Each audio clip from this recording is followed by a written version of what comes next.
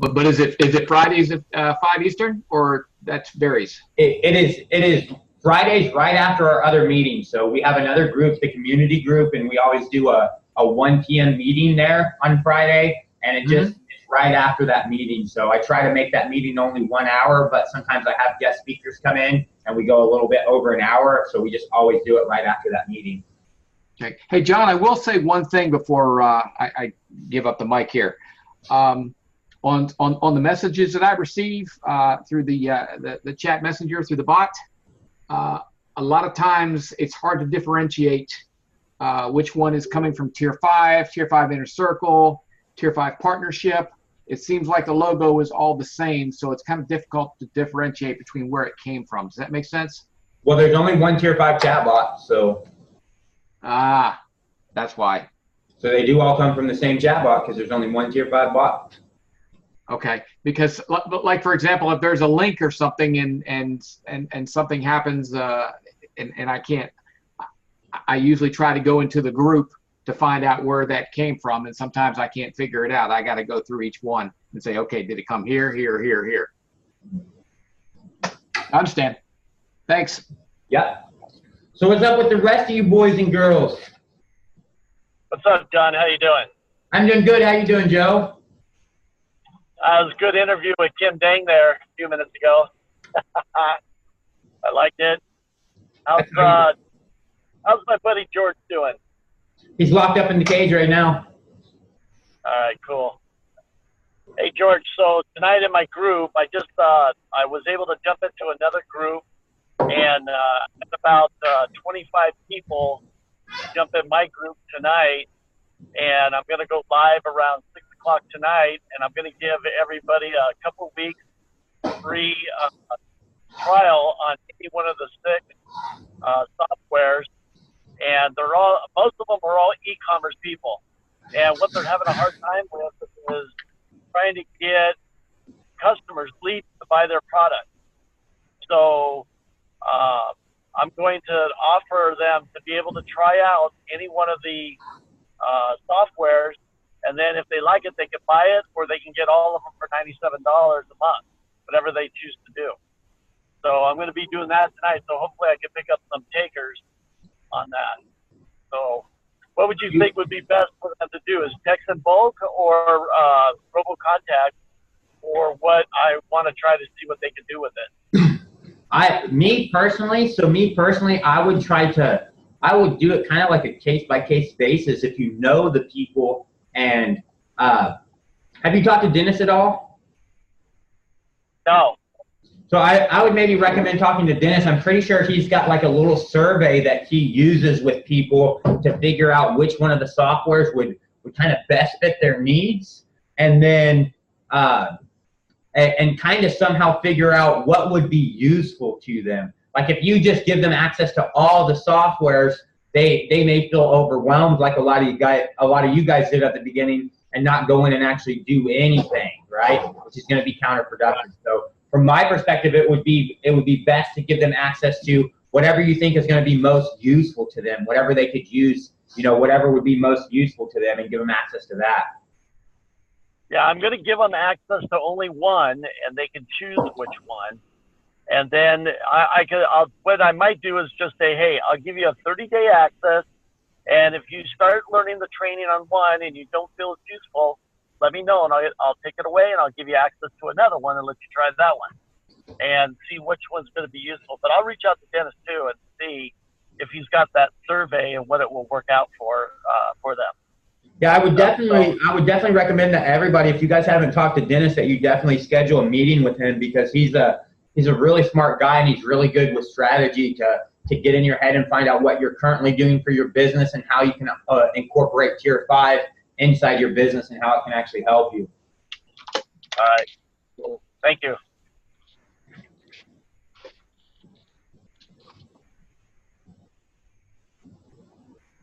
So what else? Other questions or concerns? Other things you guys want to talk about while we're here?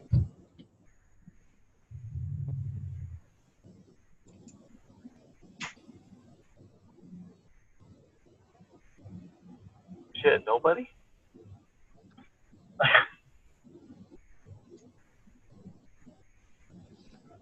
Oh, hell, then I'll ask too. Is when I do that, I saw that like in the dashboard, I could go ahead and put somebody's email address in there and then give them the password. I got to email them and let them know what that password is so they can get in. What is the API specifically for? Do I need that too? Because I saw that you did give to me. The API is if you want to set up automation. So the API, like if you want to sell the software and you just want to have a landing page where people come in and they just go to your landing page and then they make a purchase, and you don't want to manually go in and create their accounts every time somebody makes a purchase, then you can just use the API. You can integrate your sales funnel, and the fact that you got that new purchase, you can integrate that with our API, and then once they make the purchase, the account will automatically be provisioned and automatically created for them so that you don't have to do any manual work. Oh, okay, cool. Perfect. I get it now. Right on. It's pretty simple, and it's pretty simple to use. It's super simple. One of our last meetings, we went through exactly how to use it. If you need help with it, if you're going to set it up and you need help with it, just reach out to me and I'll get somebody to help you, or I'll just make another video doing the same thing again. It's not a problem to me. All right, sounds cool. Okay, John, how do I get a hold of Dennis that you're referring to? Just go into the Tier 5 Inner Circle group and say, hey, Dennis Paul, I want to talk to you, and he'll reach out to you. Or if you just go into the Inner Circle group and just search Dennis Paul in the search box, you'll find hey, what's up, Lance? You'll find probably a lot of his posts. In one of his posts, he has a calendar link where you can schedule time with him. But if you just post in the group and tag him and say, hey, Dennis, I would love to talk to you, then he'll reach out to you and he'll make time to talk to you. All right, I take it he's one of the movers and the shakers. He's somebody good to know, huh? Yeah, so he's, your last name's Lynch, right, Tony? My last name's AG. Are you in the Inner Circle group? Yeah. Are you under Anthony or something? Yeah, Anthony Robert.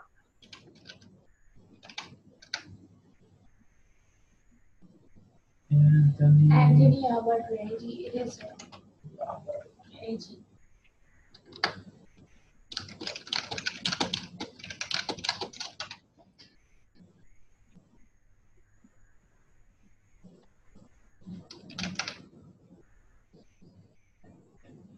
I'll just tag him. I'll tag you guys both in a post.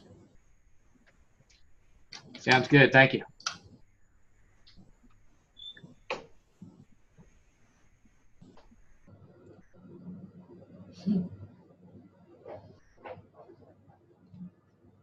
So what else?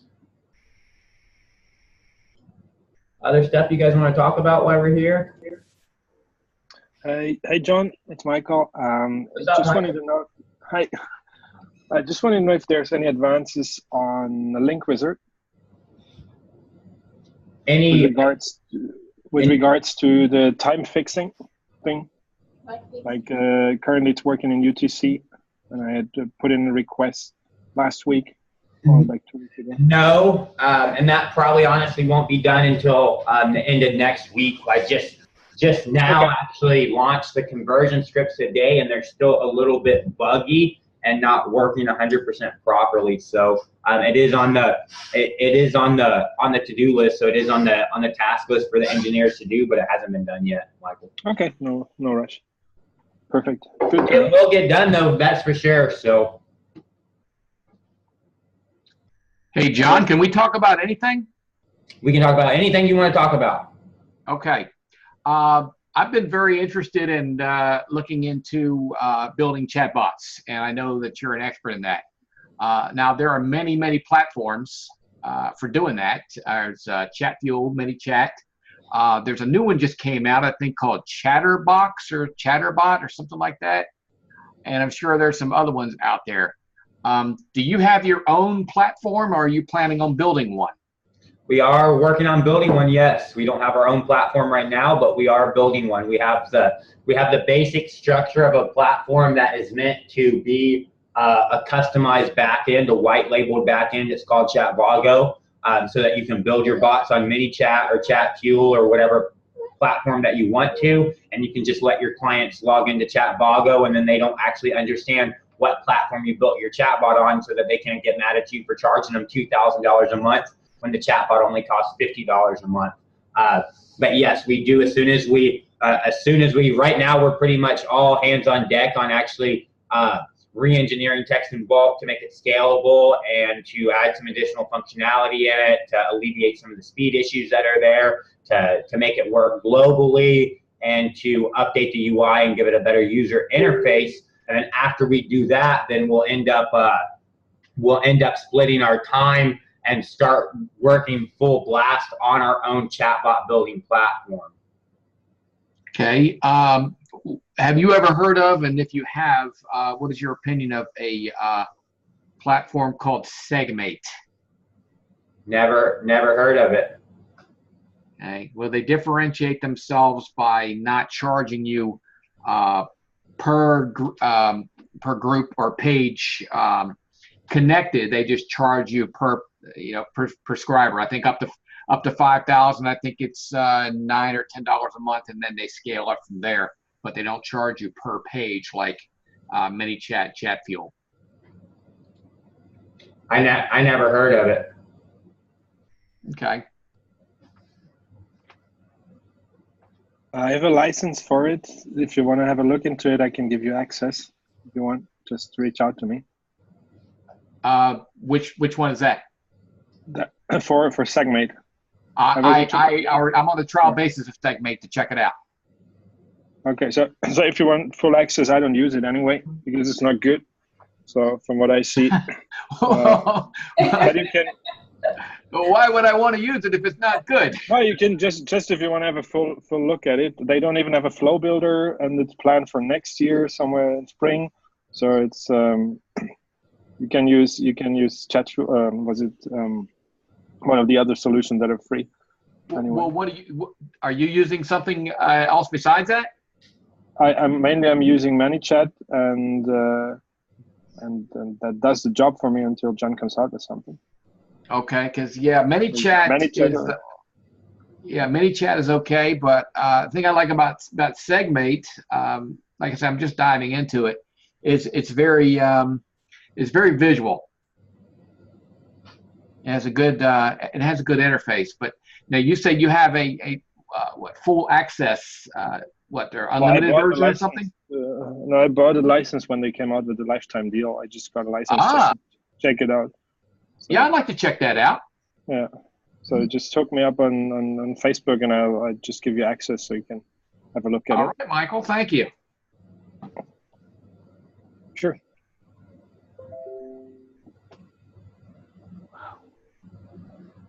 What's a given group? I got to figure out how to give y'all something that I have of value. Off the top of my head, I can't think of it.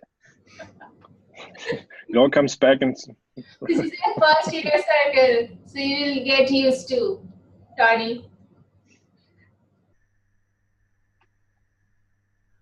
Sorry? I said this is your first year circle meeting, so you will eventually get used to. So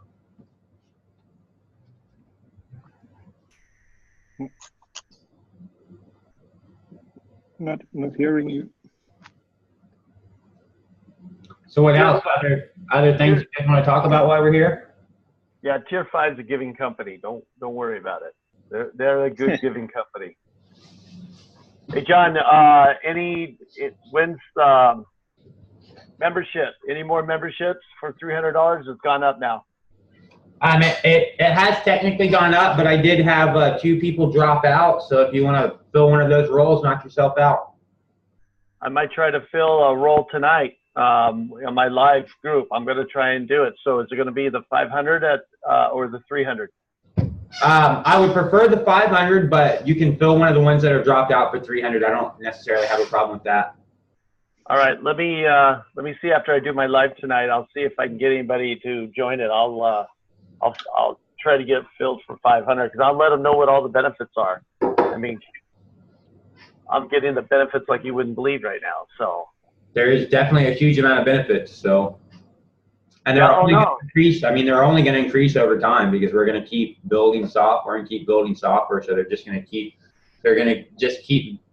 growing over time. Well, one of the things I'm going to try to, what I'll sell tonight is that if you were just to get into the community for $97, you get to have an opportunity to catch all of them. You can add to it or whatever when you put into the community, see what's going on. But then on top of that, you're going to get more for no more cost. That's, I mean, how can you beat that? Not beat that, you know? So if I paid $97 for 6 today, and in 3 months I got 4 more for only $97, hell, I'm making out. For sure. So that's going to be one of my selling points tonight. There's Dennis right now. It looks like he's logging in. There's Dennis, Tony. He's right there. Hey guys, sorry about that. I was running a little late. I already answered the post. I put in the link that you can follow Tony.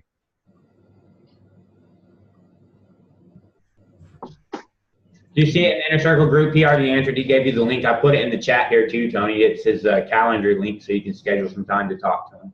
Okay, sounds great. Nice to meet you, Dennis. Yeah, no, likewise, of course. So just click on that link. You'll see some available slots, and we can just chat. No problem. Happy to help you out. Dennis, I'll do that too. All right, cool. Everyone wants Sounds good. Dennis, I'm clicking too. I'm going to schedule some time. George click on it too. He'll give you. I told you before, John. You know, since your doctor said you don't have a single marketing bone in your body, I'm not sure I can help you, man. Yeah. All my marketing bones got broken when I was a kid. I fell off the stairs. Kevin, how you doing, man?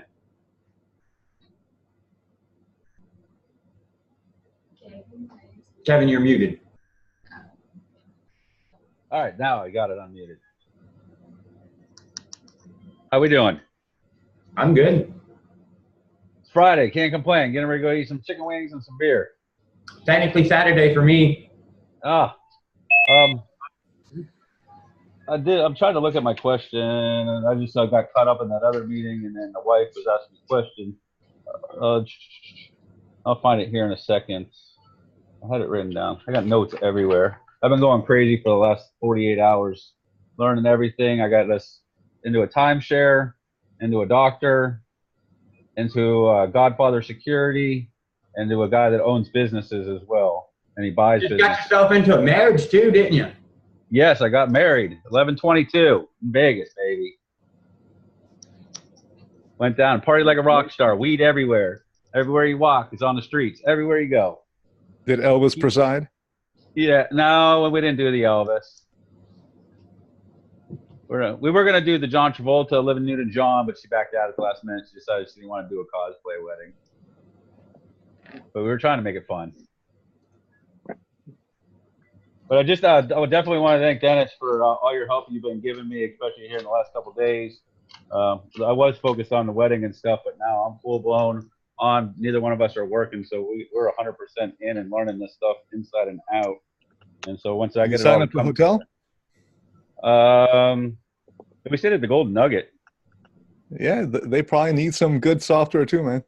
Oh yeah, no, Follow up with. exactly. And I was thinking that with the casino and stuff. I mean, once I can put together like a little, I'm thinking about doing like a brochure or something. So when I am out and about, I would have, because I got to try to find out how to show them the value. That's the thing. Like with the guy in Tampa, I got him to sign up and get the Zapier and robot, but it was very hard for me to walk him through it. And then I tried to send him the videos, and that's why I say we were talking about he said coming up with videos for dummies to slow it down for the people that have no experience whatsoever, and he puts wording in there and cartoon. I like how you did the one cartoon thing as well. Keep people's attention and stuff like that. People's attention just seem to wander a lot lately. But nice to meet all you guys. If you guys haven't met, I'm Kevin. I live in Orlando, Florida. Is there anything specifically you feel you need help with, Kevin? I know today I was due. Let's see. I got through the Zap. I got through. I was going to say, do I have to get my own ClickFunnels site then? Because I noticed that I can't always run I can always run through you through the Zapier. You don't have to have your own ClickFunnels account. It just makes it easier and simpler for you if you do. So that's what I figured. Yeah. You don't have to have it, but it just makes your life easier if you have ClickFunnels the most easiest is to have ClickFunnels, because then you can just take all the funnels that I've built already or all the funnels that I have somebody build, and then you can just import them right into your account and tweak them and use those. You don't have to use ClickFunnels. You can use a different funnel builder, but it's definitely to your advantage to have your own website somehow where you can have your product offerings, and then you don't have to send people, as an affiliate, because if you send people as an affiliate, then you're only going to get paid 70% instead of keeping, and you're not going to be able to bundle stuff up however you want. You're not going to be able to set whatever prices that you want. You're just going to be dependent on what I do. So it's going to be a little bit more to your benefit, to have some type of way for you to build your own landing pages and sell your own stuff for sure. Okay, yeah, I've got 2 websites. I got a WordPress one and I've got an HTML one. I'm doing circle22.net and then kevindecarlo.com. Kevin, we talked about this as well. I think it depends also on everyone's individual strategy. If you're planning on driving cold traffic or just traffic there in general, then yeah, absolutely what John said is correct. You need your own place. ClickFunnels is the quickest and easiest.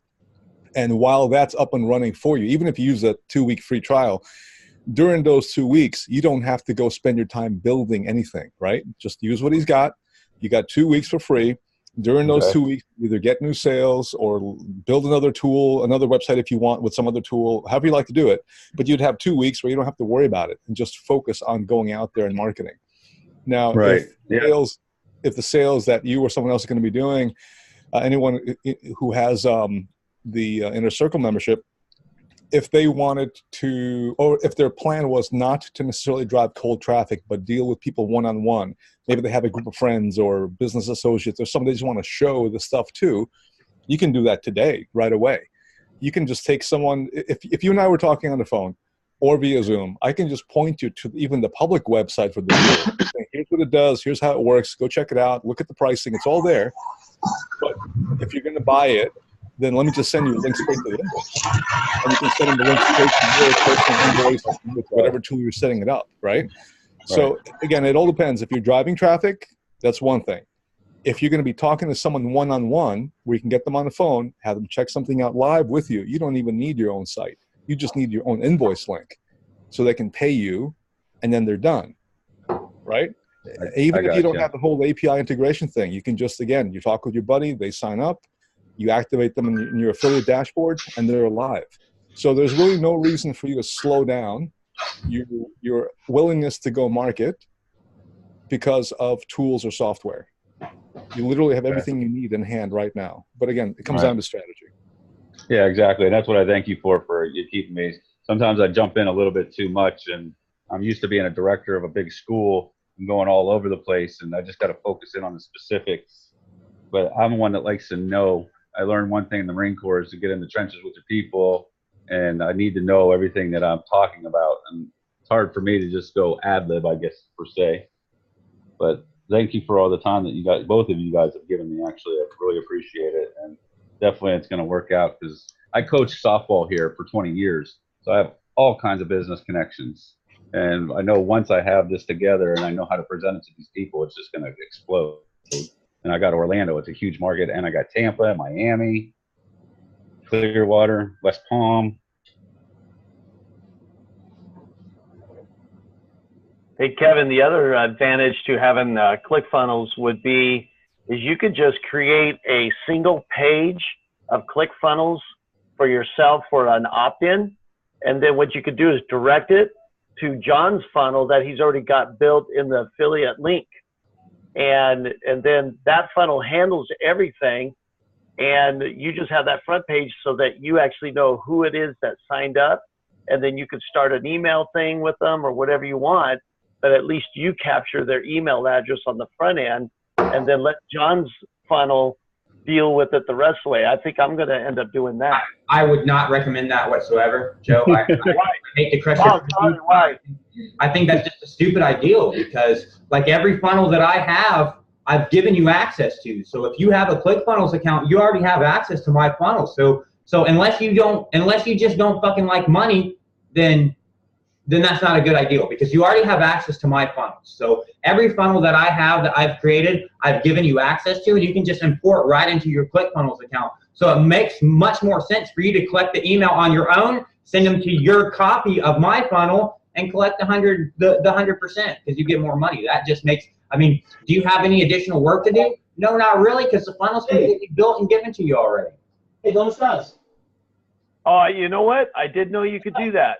My mistake. That's why I'm on this thing. Thanks, John. There you go. There you go, Joe. All those funnels are in the units. If you look in the units in the second lesson of the units there, it says, you know, get all my funnels, and literally every funnel that's relative to what you guys would need that I've created is in there, and you just click the button and it just magically shows up in your ClickFunnels account, and then all you have to do is hook up your payment gateway, and that's it. If you want to tweak things and change the prices and stuff, then you need to do that. And what I'll do next week is I'll go in and show you guys exactly how to do it in case you're not understanding how to do it. It's really, really simple, and I'll just go in and make a live video and put it somewhere where you guys can find it on exactly how to do it. Yeah, I appreciate that for not erasing mine. I watched the video and I noticed mine were up there and you left mine. And that's how I learned, Joe, that you just copy because you did it in the training the other day. Oh, you know what? I'm sorry for that too, because you know what? I did see that before and I totally forgot about it because there's so much shit to look at all the time and stay up on it. That's why we have once a week calls. Exactly. But that's right, guys. I apologize for that. That's right. I forgot all about that. You get that your own. Hey, give ClickFunnels because you get your own funnel from John and change it however you want and make your own money. There you go. Save that 30%. If you think about it as well, until we build our own funnel building platform, ClickFunnels is a really easy sell. I mean, it's a really easy sell, especially if you're going out there to other businesses and stuff. And they don't, a lot of these businesses are, you know, they're even dumber than me whenever it comes to marketing. They don't have, like, a lot of these businesses, they don't have a website, a good website. Their website is 10 years old. Why? Because they don't want to bring in an in-house web developer, and they think it's expensive. They think they have to go to this expensive company and pay $10,000 or $20,000 for a website, and they will pay that. They will pay you. You can easily walk in and say, hey, look, what you need is going to cost you $1,000 or $2,000 and $297 a month for your entire marketing platform. That's it. You're going to get 40% of that for ClickFunnels. And then if you don't want to build the funnel, trust me, if you get a client that says, okay, hey, I want you to build my funnel for me, and you don't want to do it, go right into the ClickFunnels group and say, you know, that dude gave you $2,000. Go right into the ClickFunnels group and say, hey, I need a funnel built for this niche, and I've got, you know, $500 to $1,000 budget, and I guarantee you'll get a bunch of people who's going to comment on that post and say, hey, I'll do it, I'll do it, I'll do it, I'll do it, and then they'll build the stuff for you. So it's a pretty easy sell as well. I just have one more question. Do I really need to have Aweber or live chat? Or does that pretty much covered? Do you need to have Aweber or what? Or live chat? I don't think you necessarily need any of them. Again, I think it goes to what Dennis said. It's ultimately about what you're aiming to do. If you're planning to send a bunch of emails to people and you're planning to do a bunch of email marketing, then you're going to need some type of SMTP server. You're going to need some type of software that will allow you to do the email marketing. All right.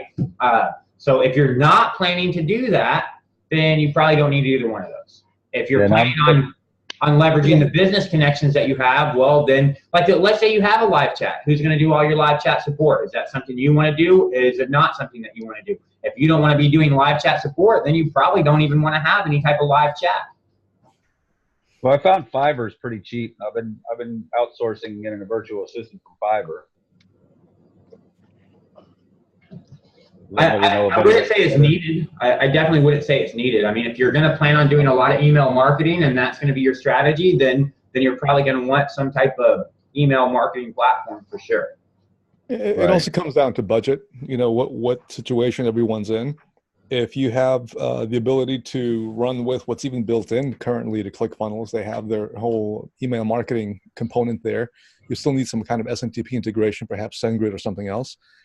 If you just wanted the very basics where someone signs up, send them a welcome or a thank you email confirming their purchase, maybe confirming even the transaction amount and such. You can do that all inside Zapier, right? Okay. As the thing hits through Stripe, they can trigger the automatic email going out right from your Gmail account. You can do that. Right. Or if you want to have even some preliminary autoresponder type campaigns going before you have to sign up with a third party, you can, again, through Zapier, as the order comes in through ClickFunnels, push it on over into text in bulk. And then within there, you're able to send out emails in a campaign fashion, right? And within text in bulk, it's not just emails, it's email, SMS, the whole bit. So you have quite a bit already in hand. Again, I think it comes down to budget. Well, it comes down to resources. What do you have more of? Time or money, right? If you have more time than money, then go build something you need to go build and start working with the tools you already have in hand and don't spend more money. If you have more money than time, then you can accelerate that, save the time, which you're lacking in, and put that money towards tools that already exist, preferably things that will automate things out of the box for you, and you don't have to go spending a week trying to figure it out. Yeah, and that's exactly what's going on. It's taking a week, but what I was trying to do is set up the wife with an online shopping account, and that's where I came up with the live chat. So I didn't know if we had anything that was similar to that yet, or if it was coming, or if that's what Mike was talking about when I logged in. That was the type of program that he had. Because she wants to do like a Shopify sort of deal and get the bulk and start doing an online store. This for a client? Not for my wife, yeah. Okay. Again, I was just saying, if it's a client, like John said earlier, that's something you can bill them for, right? Your wife might be a little bit different. Right. But nonetheless, from a typical client scenario, they have a special request. You just factor it into the overall cost. Okay. And then they end up funding your R&D, and they end up paying for your basic tools, which you can reuse for a second or third client. All right, that sounds great. Yeah, I just didn't know if those intertwined yet like that, or if there was something coming. So I knew whether or not, what kind of, if I should get the one with the license with it, or just go ahead and keep paying the monthly fee for it when it kicks in, or just cancel it. But thank you. Definitely answered my question. What's up, Bobby?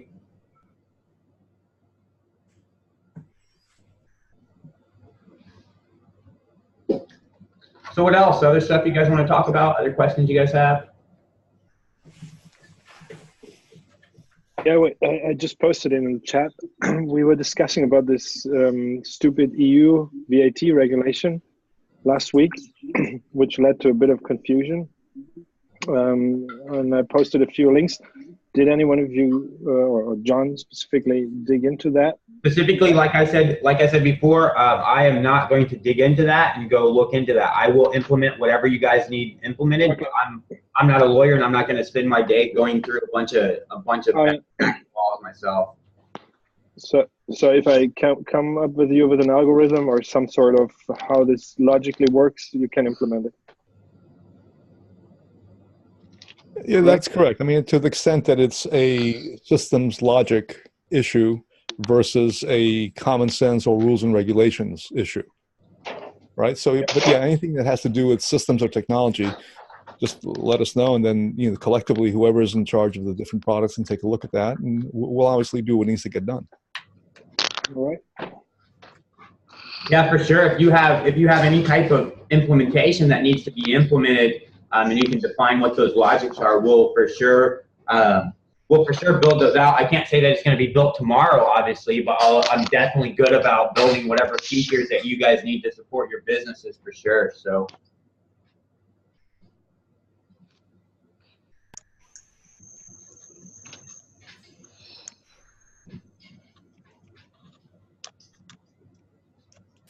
So what else? Here's a question. I'm finding my biggest struggle right now isn't building the funnel or connecting the payment or anything downstream. It's the very start of the matter. I haven't got much traffic, so I wonder if anybody had pointers or ideas. Well, Gideon, I wish I could really help you. I wish I could really help you with the traffic.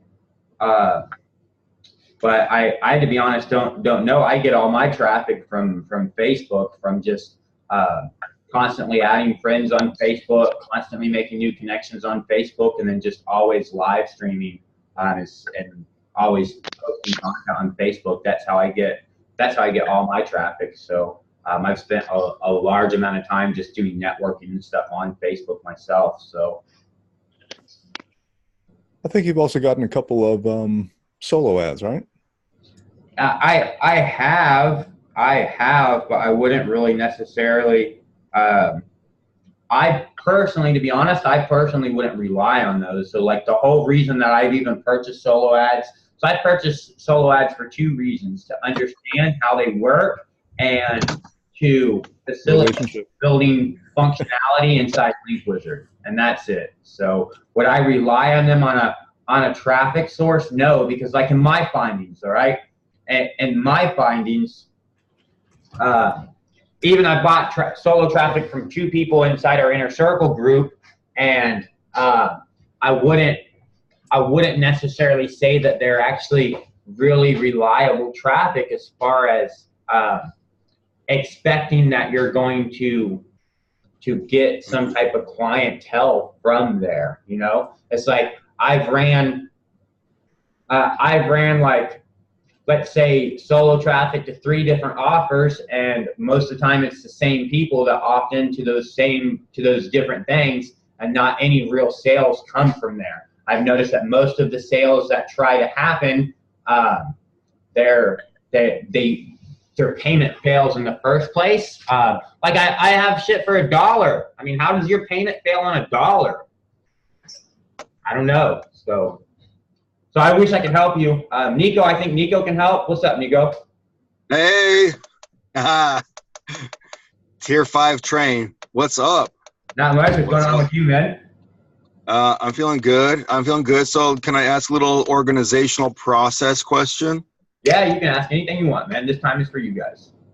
Thank you. Yeah, so I assume we're all in a circle, so we're all partners. That's correct. We're all partners.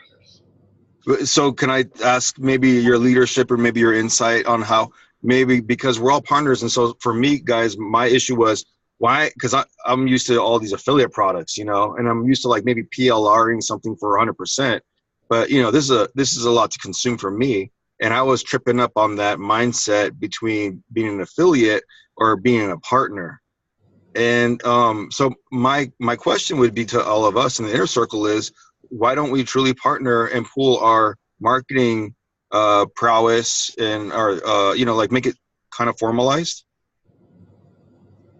What could you elaborate more on what that means? I can ask you. Yeah, so give an example. That'd be helpful. Yeah. So like, okay, so if we shoot out, we have a way to get a 100% profit. Yes. Okay. For sure. Okay. Or then there's also enriching Tier 5 software as a whole. We all get revenue share. For sure. Okay, so maybe those 2. Can we get some more clarity on how that works in the collective? Even though I'm out getting 100% profit. Okay, so for sure. So the game plan on that, Nico, and we have kind of talked about that before, but the game plan on that. So like what we're planning on doing and what my actual plan is, all right, is from a different. So if you look at a mathematical function, all right, and I've actually plotted this out in a spreadsheet. It's not actually graphed out, although I could go in and actually make a graph of the function if you wanted me to. But let me just grab it real quick and show it to you. So from a mathematical perspective, the most important thing to us from a mathematical perspective is this variable right here, which is cost to acquire a customer, and this variable right here, which is our churn rate, the rate at which customers decide, go fuck yourselves, guys, we don't want to pay you anymore. All right.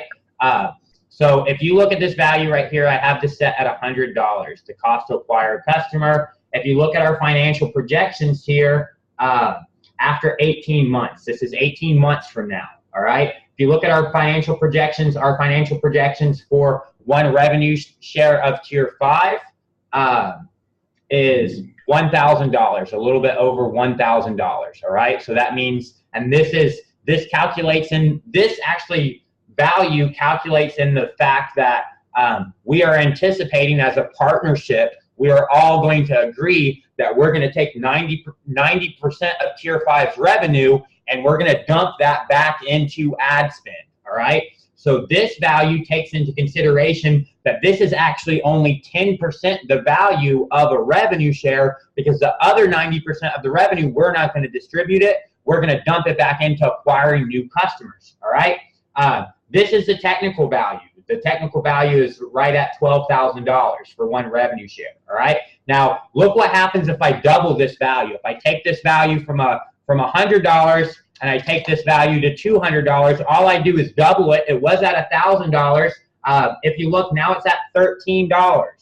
All I've done is I've doubled my cost to acquire a customer, and look at I have exponentially decreased the total revenue because of a doubling factor. All right. So if you notice, it's not a straight inverse linear function. I didn't double one value and you see a 50% decrease. You know, you would have expected that, okay, if I double this value, that I'm going to double my cost to acquire customers, so the revenue share, instead of being $1,200 is going to be $600. That's not what happened. It went all the way down to $13. All right. Look what happens if I go in and half this guy. All right. It was 100. Now I go in and half them. So now if I half them, look what happens to the value of a revenue share. It goes up like fucking crazy, in that with everything else staying constant, your one value of a revenue share is like $500,000 here. All right. So this is the most important function for us, is the cost to acquire a customer. All right. So from my perspective, what my goal is to do is I brought in an in-house designer, and we're going to apply all the software that we have. We're going to give it a expensive look. So every Tier 5 software that exists will look expensive. It will have a branded expensive look. All right. And you guys are free to go balls to the wall and do whatever you want with that software. You want to give it away at an unlimited amount. You want to go in and put 1 million users in the platform for free. I don't really care about that. You want to sell them for $1 a month. I don't really care about that. All right. So why don't we care about that? Because what you're doing is you are building a list of customers. All right. So you're building up our customer list. So immediate profits, immediate money you make by acquiring your own customers and keeping 100% of that revenue. What did you just do for us as a partnership? As a partnership, you acquired us a new customer. Now, together in this venture as partners, we are going to build new softwares. All right. We're going to build new softwares and release new softwares together. Those new softwares that we build and release together, partners are not just going to be able to say, okay, hey, I've got 500,000 customers. I'm going to give them all this software for free, or I'm going to, sell it for $1, or I'm going to sell it for $500. What's going to happen is those new softwares, that's where the revenue share money starts to get a value from, and our cost to acquire a customer is what? Our cost to acquire a customer is 0, because you guys in this initial phase, while we're polishing off all the softwares, while we're making them all beautiful, and then once we launch our new platform, by that point, 6 months, 8 months, 9 months are going to go by. We're going to have probably, 500,000. If you guys do your job properly, and we do things like we've talked about, go launch our products on JVZoo. And with the JVZoo launch, we don't want any money. With the JVZoo launch, we'll give those JVZoo people the lion's share of the revenue. That way they have the most incentive, because we're not looking for money. We're looking for customers. We're looking to grow our list. That way we're looking to decrease the customer acquisition cost. Correct. The only way I can do that with ads, we can't reduce our cost to acquire a customer with advertising. All right. So the only way we can reduce our cost to acquire a customer is to be able to have a set list of customers that it doesn't cost us anything to acquire. Those guys are free. If it's going to cost me $300 per customer on Facebook to get a customer through Facebook, or $300 to acquire a customer through YouTube, or whatever means of advertising, the only way that I can decrease, I could try to pay a bunch of marketers a whole bunch of money to come up with the best ads, the best converting ads, and I could, decrease by a small percentage. I may get that down to $200. What's the easiest way to acquire, to decrease that? Is to have a customer list of a whole bunch of people, and for every one customer I pay $200 for, have 2 customers that I don't have to pay anything for. So that's kind of the strategy there. Even to make your point further, with your in-house analytics, you'll know who serious players are. You could segment the offer and say, you know what, you guys are our best customers, our biggest players. We're going to incentivize you to take so then you're starting on the top versus we're like, right now trying to get on SEO, or everyone's having their whirl at it. So then it sounds like our shares carry through the phase, and we look to capitalize as a community on that second tier for all those reasons. For sure. I mean, the first thing, your first capitalization, I try to be transparent with everybody on this, is that your revenue shares, you're not gonna see returns on those instantly. Those things, that's a long-term play. That's probably at least 12-month play before those things actually have any real value. All right. Your short-term play in the meantime is to just treat the software, add them to your current offerings, get people to actually buy them.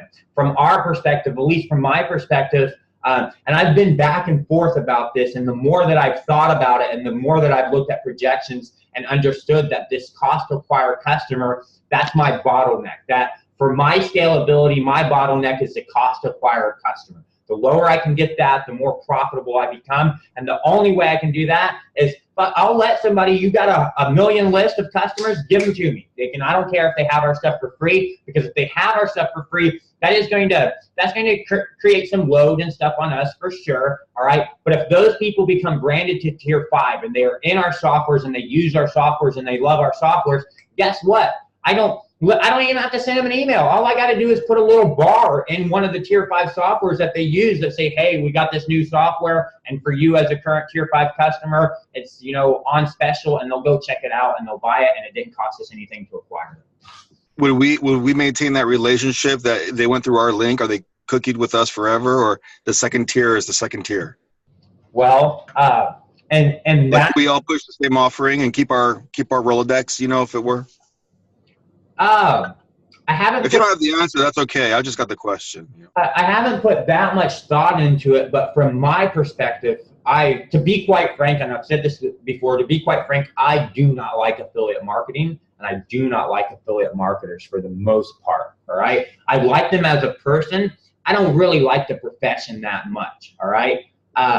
So from my perspective, if you look, all right, go to HubSpot or go to Salesforce. Salesforce is the biggest SaaS company in the world. They make $10 billion a year. They do not have an affiliate platform. They don't. HubSpot doesn't. Some of the biggest players in the world, they don't have affiliate platforms, and that's where I would like to get. So like that affiliate stepping stone is, for me, that is not on our core products and our core offering. That is just strictly so that we can go in and acquire our own customer list. And once we acquire our own customer list, I mean, if you look back at these projections, all right. So if you look back at these projections and we leave this at this static value here, and we're able to actually accomplish this, then, I mean, if you're making $30K a month from our softwares, do you need that and this is coming from revenue shares. Do you need that second tier affiliate commission?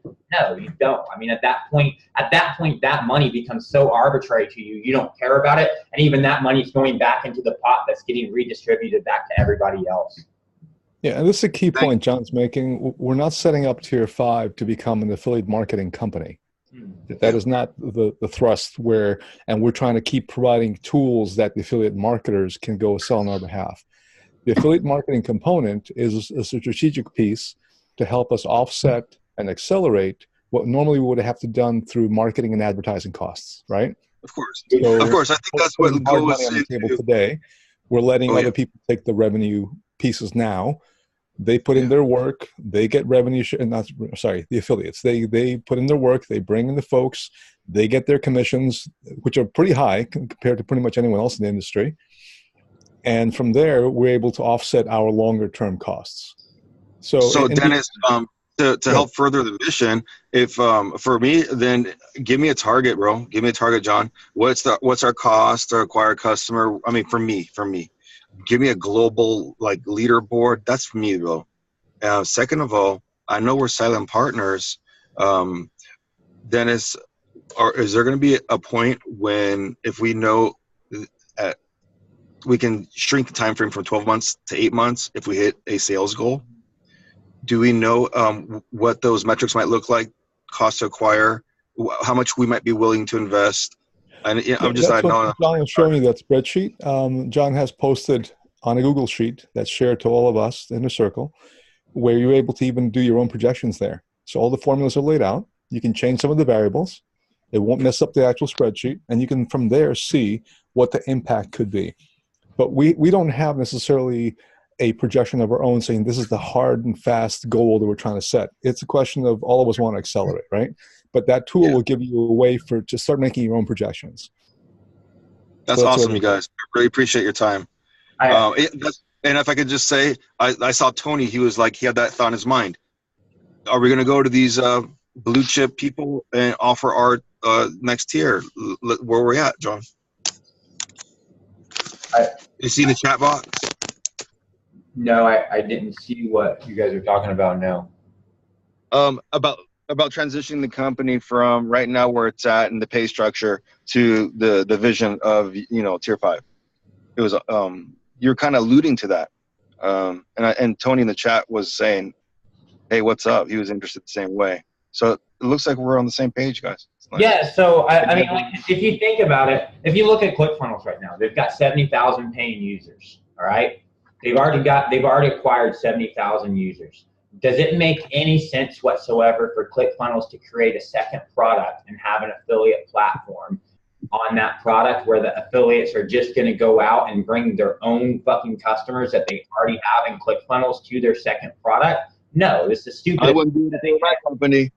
That's the dumbest thing that they could ever do. The smartest thing that they could do is launch next software product that, like, if I was ClickFunnels, and I like to be honest, if I was ClickFunnels, what I would do is I would build version 2 of ClickFunnels, which is much better. I would give it a different name. I would make it much better than the current ClickFunnels. I would make it a little bit sexier, fix the bugs that are in it, and guess what I would do? I would email all my current user base. I would email them, hey, here's a product, it's better, it's Russell Bronson's next product, you should go try it out. And then I would essentially get back 40% of the revenue that I'm losing paying out my affiliates on my brand new product. That's exactly what I would do because I know my customers are loyal to my product and not to my actual affiliates. And as long as I provide them a good product, they're going to stay with it. So that's what I would do if I was ClickFunnels. One other thing John mentioned, I think it was last session or one of those, taking a model very similar to what like the software industry does. Coca-Cola doesn't just have Coca-Cola, right? They have like 6 or 7 other competing brands. They compete against themselves because the objective is to take as much market share as possible and giving the consumer that option to choose amongst presumed competitors, when in reality, they're all really under the same company. So from an inner circle perspective, we don't really care if a specific product of ours necessarily becomes dominant. As long as one of our collective products becomes dominant, we're fine. And even spreading that across a tier 1 type of product versus a tier 2 or tier 3. There might be some that are true enterprise based and others that are more home entrepreneur type products, and that's fine too. But this allows us the flexibility. And just one last point on this, John.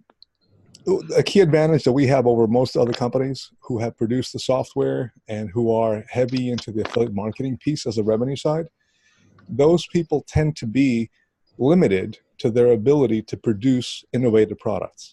They don't have necessarily 30 engineers plus 1 head engineer who's able to really just continue to churn things out.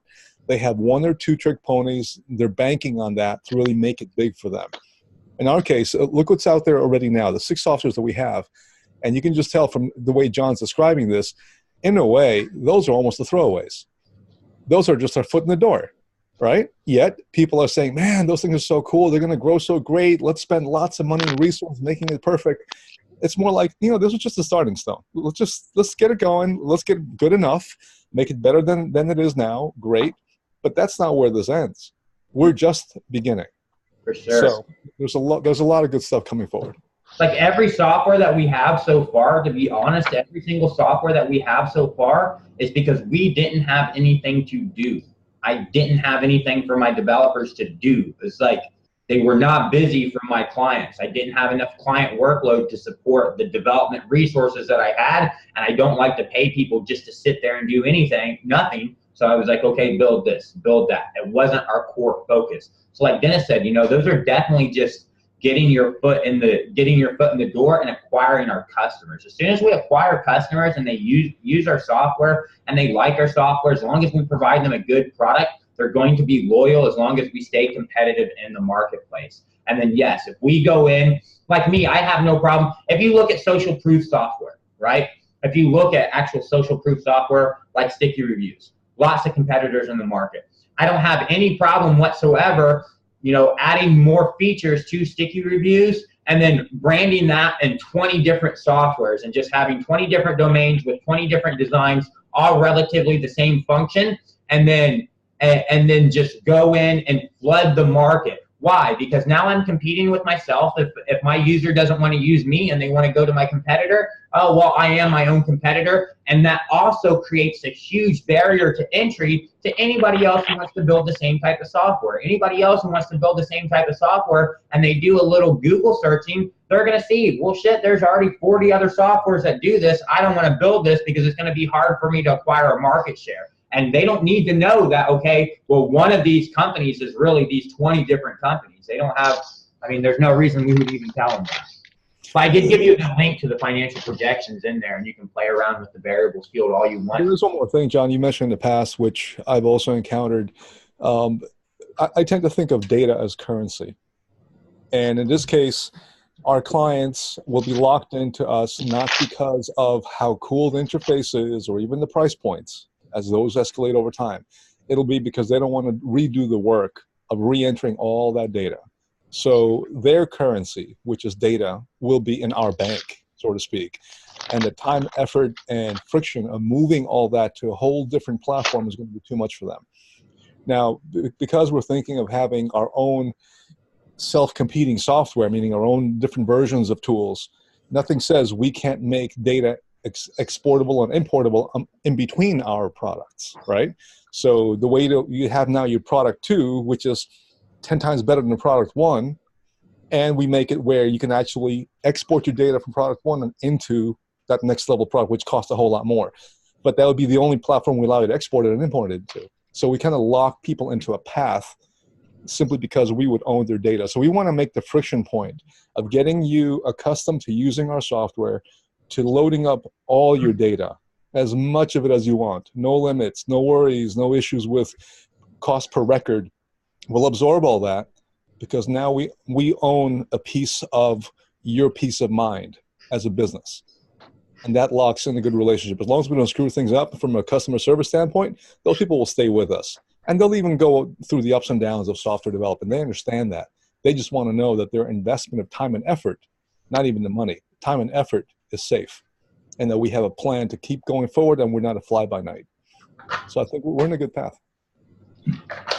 For sure. And to answer your question, Tony, I personally don't have any desire to build enterprise level software for large corporations. So my preference would always be to focus towards entrepreneurs and focus towards smaller businesses because they're a lot larger market and the risk factors and the barriers to entries are so much lower, But if we go try to service somebody like Pepsi with the software, the risk variable there, it's a huge risk variable. If something happens and they decide they want to come after us, that's a big fish. They're just going to swallow us up. A smaller player, we have no risk variable.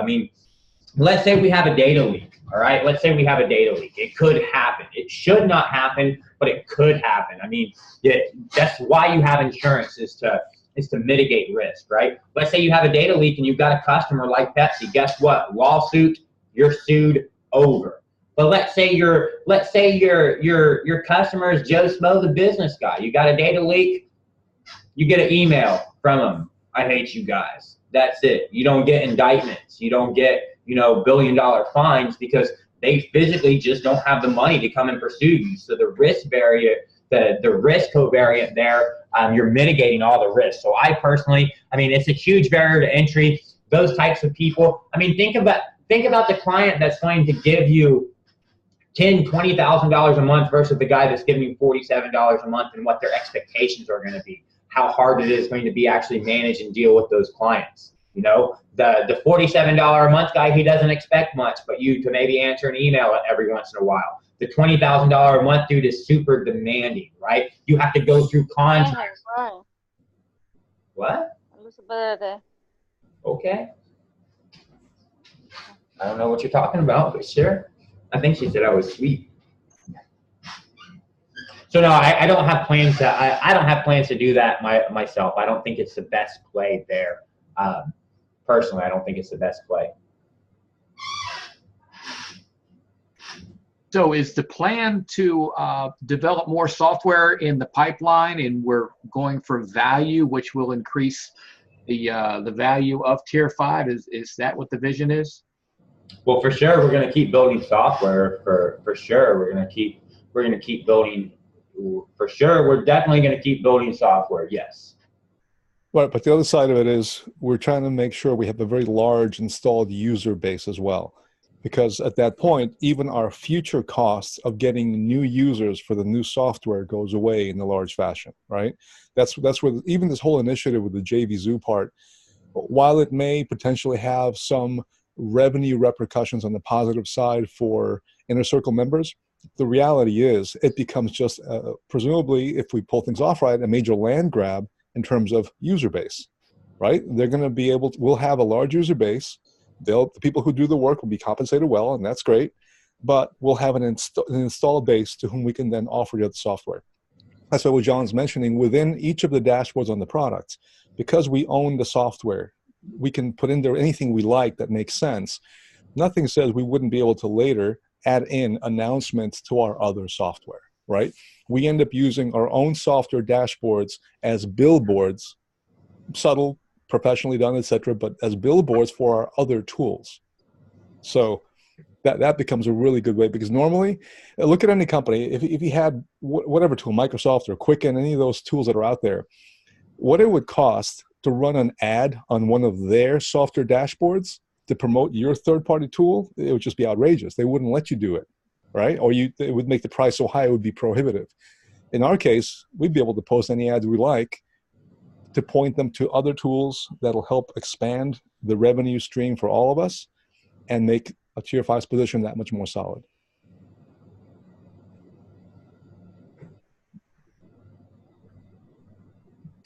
Here's a question that maybe changes topic a bit, but in the hopes of, I'm gonna put my camera on, in the hopes of getting a more expensive look and feel, is the name changes? Is that something that's sooner rather than later, or a down the road quite a ways?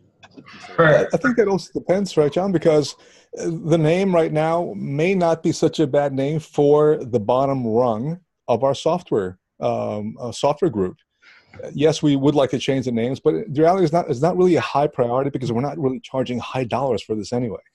But if we decide to change the name, great. Or if we come up with a really great name, we might as well use that for the higher priced version of the same tool. For sure. If we change the name, trust me, we'll never change the name of the software. If we change the name of the software, it's because we're going to take that software and we're going to tell my designer, hey, tweak this design, make it look completely different. And we're going to put it between this different name. And then now we're going to have two softwares that relatively do the same thing that customers can pick. They can figure out whichever one they want. Do you want one that doesn't have a great name? Do you want one that does have a great name? But yeah, I for sure think that Text in Bulk itself needs a name, or the newer version of Text in Bulk needs a better name. But look at Text in Bulk. I mean, we charge. I mean, literally, even on our website, we charge $97 a month or $297 a month on our website, and that's a joke compared to what other services that do lesser than that software does. Now they look prettier, But I can show you several softwares that charge $9.97, or I mean $9.97 is the highest price that they show people, and above those limitations, if you want above those limitations, it's custom pricing. All right, so yeah, it definitely could use a rename, but whenever that rename happens, then that's going to be one of these new softwares that will be able to funnel people from here to over there. Well, I nominate as a new name for text in bulk, operator, because it does so much more than just texting. But better brains than mine will brainstorm it up, I'm sure. Well, I would be relying on you guys hopefully for a lot of that, because the naming and marketing side is just not my cup of tea. I'd rather stick to the engineering myself.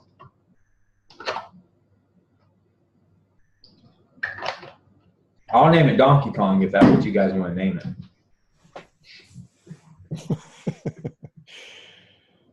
So what else? What other stuff you guys want to talk about while we're here?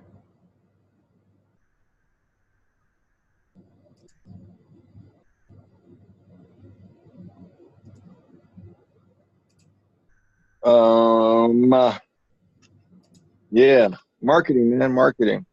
My whole thing is to try to get out to people as fast as possible, as easily as possible. That's my comment. It's to what?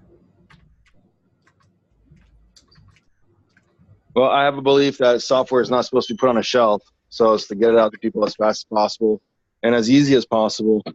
Otherwise, it's just, what the hell? We're just jerking around. For sure. So I agree there. Hence, all John, you members have unlimited accounts. Well, John, you know, I mean, I know I ran something by you, my ideas and thoughts, so I don't know. Maybe I'll run something else next to you.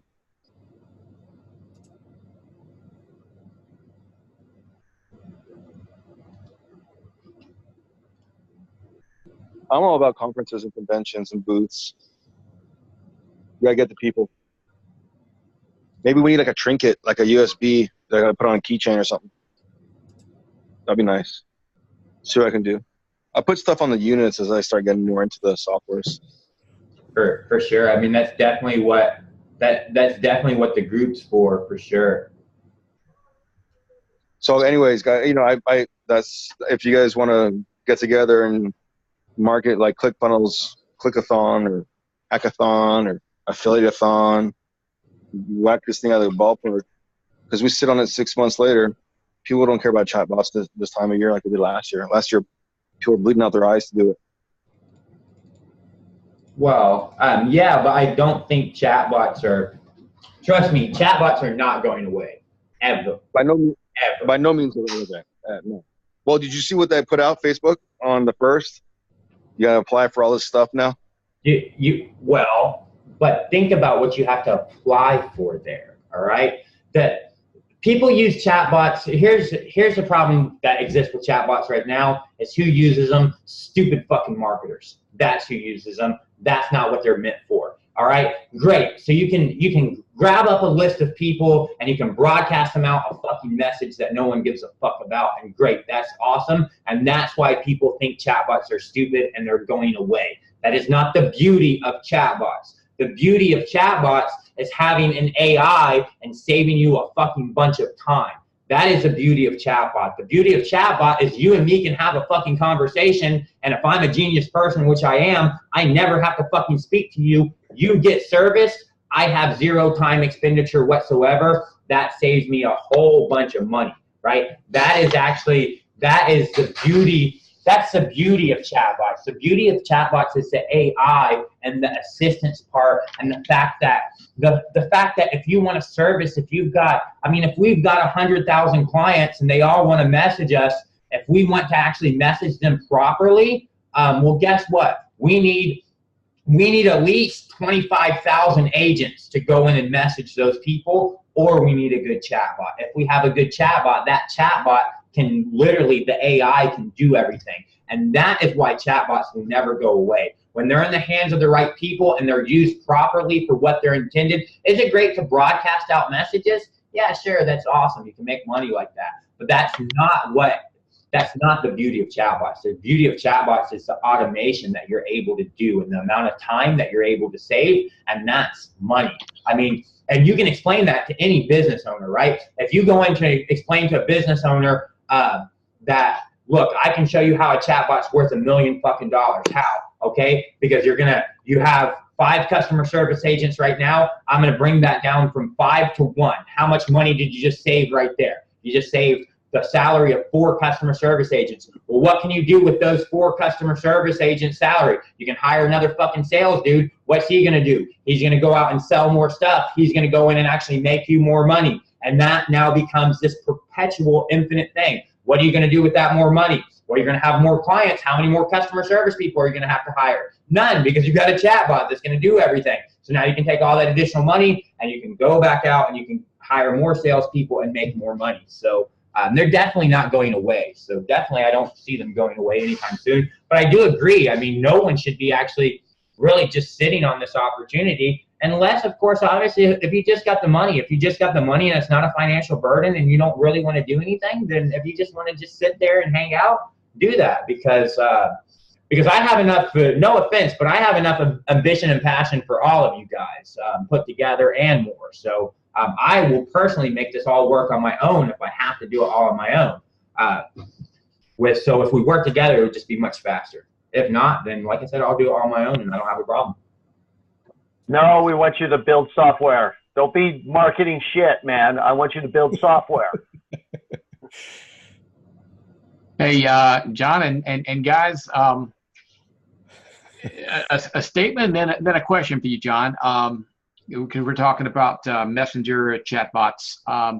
David Marcus, who used to be the big dog over at PayPal, I believe. He is the head of the messenger team, except he moved to go over to their blockchain development. I'm kind of curious, number one, if anybody reads anything into that as far as Messenger's future with the chatbots. And also, John, are you planning on doing anything in the crypto space, in the blockchain or anything like that? I'm not personally, no. The only thing that the most that I would do in the crypto space is maybe have some way to easily integrate payments with crypto for people. But other than that, I wouldn't do anything with, I personally wouldn't do anything with crypto because although I like it and it's a great concept, the governments don't like it so much because you're taking away their money. And that's not going to fly. I mean, if you look at what China just did, China just said it's completely banned. India's on the verge of completely banning any transactions. And the more popular that it gets, the more anti-governments are going to go in and say, you know what, fuck this. We are not going to let you guys use this. And it's going to be, now it's going to be literally a black market currency because the governments are already banning it. And if you don't think that the US can't just go in at any time and say, you know what, you guys aren't allowed to use crypto. It's banned in our country. They can shut it down because they control the internet. They control your entire connection to be able to actually transfer your information. So no, personally, I wouldn't do it because I see it. I see it myself personally. It's a great concept, but I see it as a big bubble. I mean, it's we the people fighting against them, the government, and trust me, that's a really hard battle to win. It's a really hard battle to fight the government, and right now they're kind of letting it go. But as more and more countries go in and they say, you know what, we're not allowing this at all in our country, then I don't want to be. That's one of the reasons. One of the reasons I'm real reluctant to develop software completely around Facebook, because Facebook can crush me if they want to. I've got so many great software ideas that I could build right now that are bootstrapped on Facebook and they're wrapped around their APIs. But anytime Facebook wants to go in and say, nope, those guys are dead, all they got to do is spend a week of programming and change up their APIs and it destroys my whole product, no longer works anymore. They can crush me at any time they want. They can go in and look exactly. I can do all the hard work for them. I can build everything out on their APIs, do all the hard work, acquire all the users, market validate the entire concept, and then they can just go in and say, okay, great, let's make that. Those dudes love that. Let's make it a native functionality in Facebook and squash those guys. So I don't want to compete with people like that. I don't think it's a smart idea. So no, I personally wouldn't want to do anything inside crypto outside of making it right now, making it making an easy way for people to actually just process payments with crypto and accept payments with crypto. But no, personally, I don't have any interest in doing that. Yeah, like a smart contract. Something like that, yeah.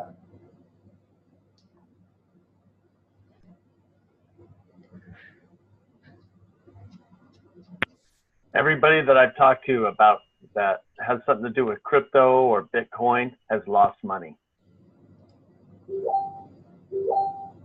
Well, everyone that you ever talk to about crypto most likely is going to lose money. If you think that crypto, if you think that's a decentralized, if you think that that is a decentralized system, you're not very smart. All right. If you think that crypto is a decentralized system, it's not. How is it processed? Like, it is processed literally by computer power. Where? By super huge infrastructures of computers. All right. There are huge facilities of miners that actually are required to do transactional hashes. So you want to know why crypto goes up and down? Because you get a bunch of assholes, and what do? They have a huge facility like Amazon does of supercomputers, and they want to make some money. So you know exactly what they do? They go turn their fucking computer off. When they turn their computer off, the amount of time that it takes to actually do transactions, it exponentially goes way up because there aren't any nodes out there processing anymore. They take all the nodes, all the processors off the system, all the workers off the system with the flip of a button. And then guess what? That shit tanks. They buy it up, and after they buy it up, they go back into their little warehouse and they turn their computer back on and they start processing it again. You cannot compete with those guys. It is not possible. So I don't want to get in a competition with those guys, and I don't want to bank my life on them, not until I'm the size of Amazon. If I'm the size of Amazon and I've got, a couple $1 billion a month coming in every month, well, then at that point I may decide, okay, let me go compete with these big dogs. But until then, I'm not going to do that. I wouldn't want to do that. I don't think it's smart.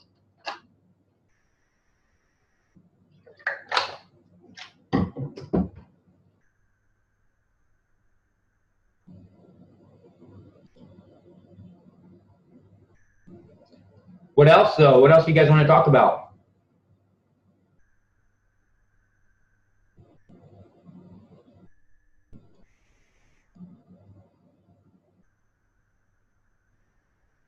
Other things you would like to talk about?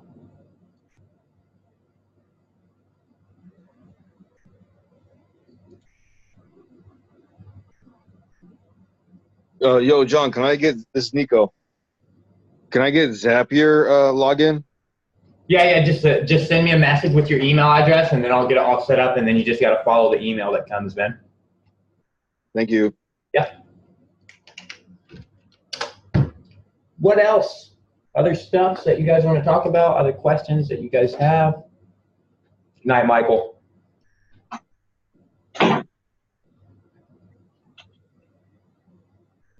Anybody going to 10X Growth Conference? Anybody going to ClickFunnels? Anybody going to any conferences? I'm going to Funnel Hackers Live.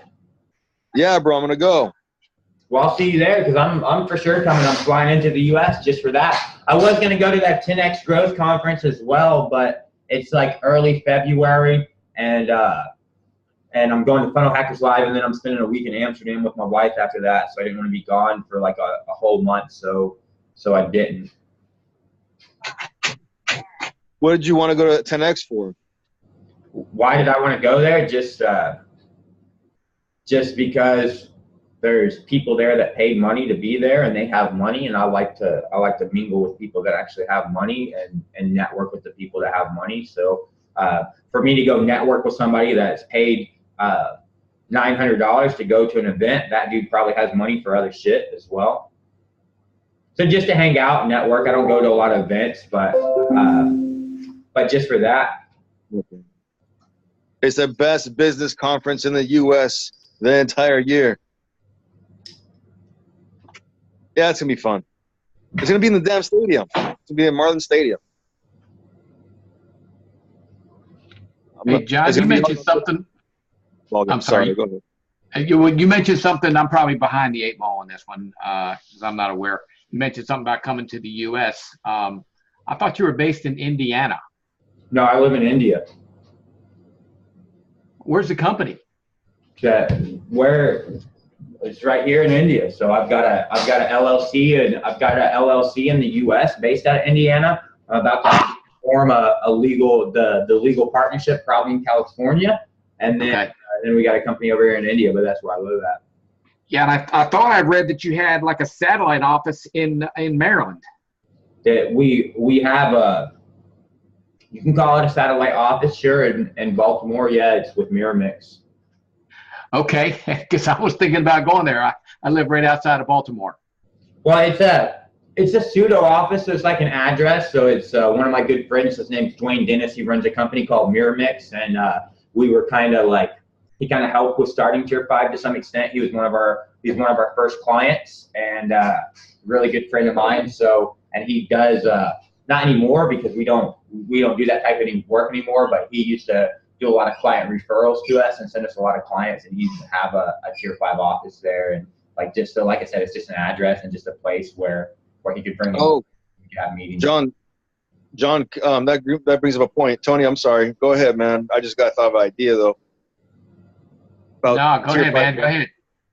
Tier 5 email, Tier 5 branding. Are we partners? Do we have the ability to wear the badge? For sure, yeah. I mean, yeah. Yeah, I don't have a problem with it myself personally. No, yes, you guys are technically partners. Now I'm still working on all the legal docs, but no, I don't have any problem with that. I wouldn't want you guys to do like malicious things. Obviously, that would hurt the Tier 5 brand. But yes, I mean, I don't have a problem with you guys saying that you're Tier 5 partners, especially to help you guys with your promotions for sure. Thanks, man. Right. We don't have a formal stance on this, but I would just say from how you brand yourself, like John described, you can legitimately say you're a partner in a software engineering firm. You're a partner with Tier 5, right? You're officially a partner in the company. That part's fine. Very different from saying you are Tier 5. Sounds good to me. LinkedIn profile. Thank you, Dennis. I was actually thinking about that too. I thought, like on my Facebook group at the top where I have my information stuff, and then put partnered with Tier 5 software. Simply a Tier 5 partner. Yeah, something like that. Very simple. Dennis, would it be difficult for me to get an email at Tier 5? Yeah, I don't know, John. What do you want to do with something like that? Because at that point, it does become official company communication, and I'd want to make sure that the company itself is cleared of any potential liability. If emails are going out under the actual brand of the company that you're not controlling. I mean, legally, if we could just keep it separate and then maybe do like a subdomain off of the Tier 5 even, it could be like Tier 5 something. Yeah, either case, though, my sense would be that we'd want to make sure that the company is always kept pristine in terms of any potential issues with communications that either are misleading or unintentionally cause someone to have a reason for repercussion legally against Tier 5, the company itself, right? So being able to say you're a partner with the company is different from saying you are the company. That's fine. But once you start using the company's email address, their official URL, that blurs that line. It's not quite as defensible anymore to later say, well, the company's not liable for this or that, because it was on the company's letterhead, essentially being their email address, that a commitment was made, that payment was received, or certain promises were put out there. Yeah, I'm in agreement with Dennis on that one, because we're not T5. It can be Tier 5. It sounds like this silent partnership is getting a little loud, and we definitely don't want to cross it. This is not meant to be a silent partnership. John said it in the past. That's why when we have these conversations, this is meant to be something where we collectively come together and come up with what seem to be good practices and policies to help all of us grow. So it's not silent in the sense that, we have a dominating voice, and yes, we'll get some time with John, but in reality, he'll do whatever he wants anyway. It's much more responsive to the team's overall direction than that.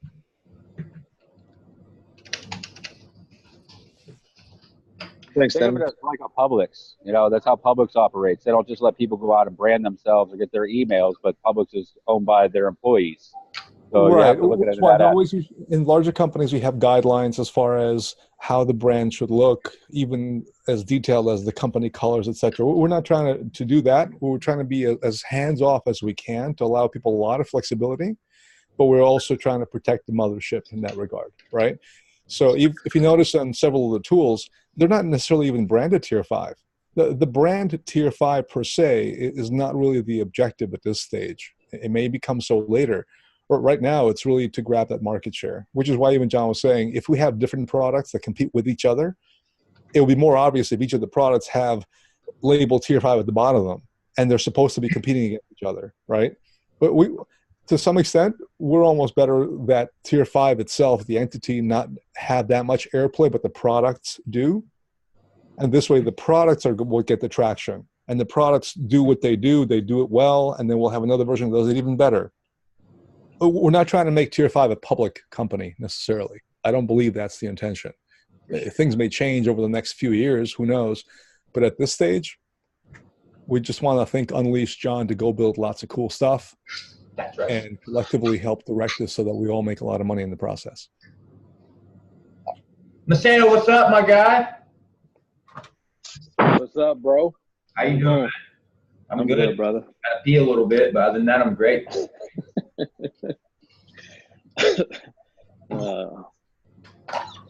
Guess I missed a few things. Just caught the tail end of Dennis there. It's recorded, so it will get recorded and uploaded in the units with everything else. Cool. Just for the record, hey, John. Thanks for everything, bro. I appreciate what you're doing out here. You're doing great, right, Maceo? Everything's good on your side? Yeah, no worries, man. I'm just trying to build now, get this community stacked up with some $95 a month users. So what else? I need like 45 seconds. I just got to pee real quick, and I'll be right back.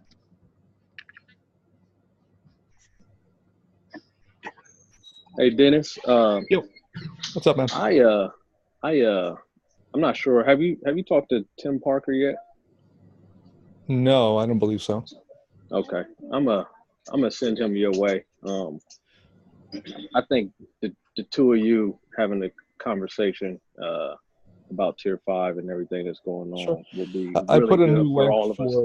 for my calendar, and John did in today's chat, so you can just pass him that one. Okay, thanks. Sure. Hey, Dennis, this is Tony. I'm going to be on your calendar bright and early Monday morning. Already booked. That's fine. The link is there. Just pick a time that's good for you. Oh, it's already done. Sorry? Yeah, it's already done. Okay. 8 o'clock was open. I take it. He picked it already, Dennis. He got you.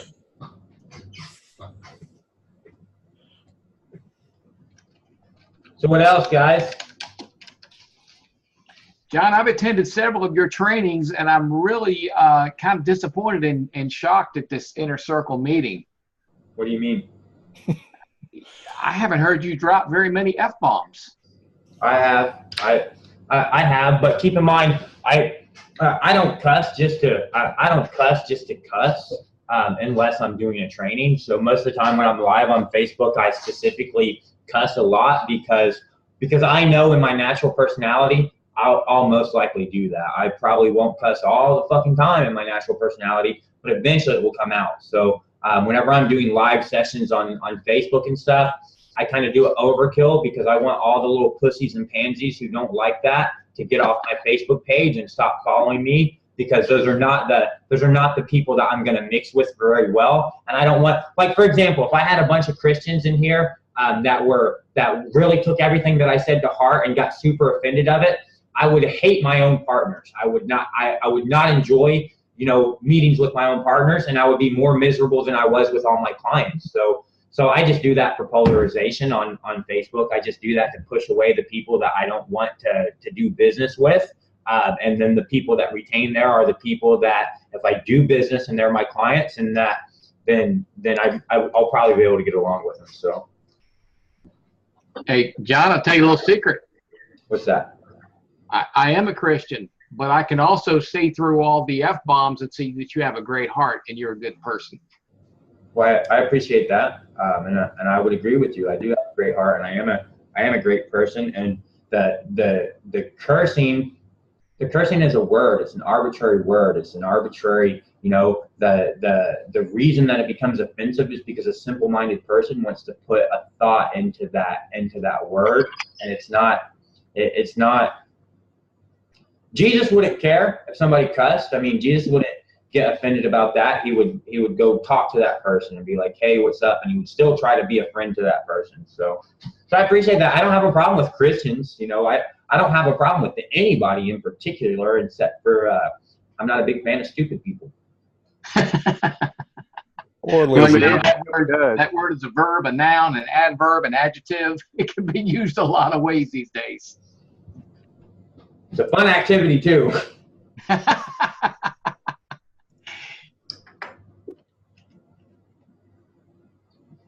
So what else? Other things you guys want to talk about and go over while we're here?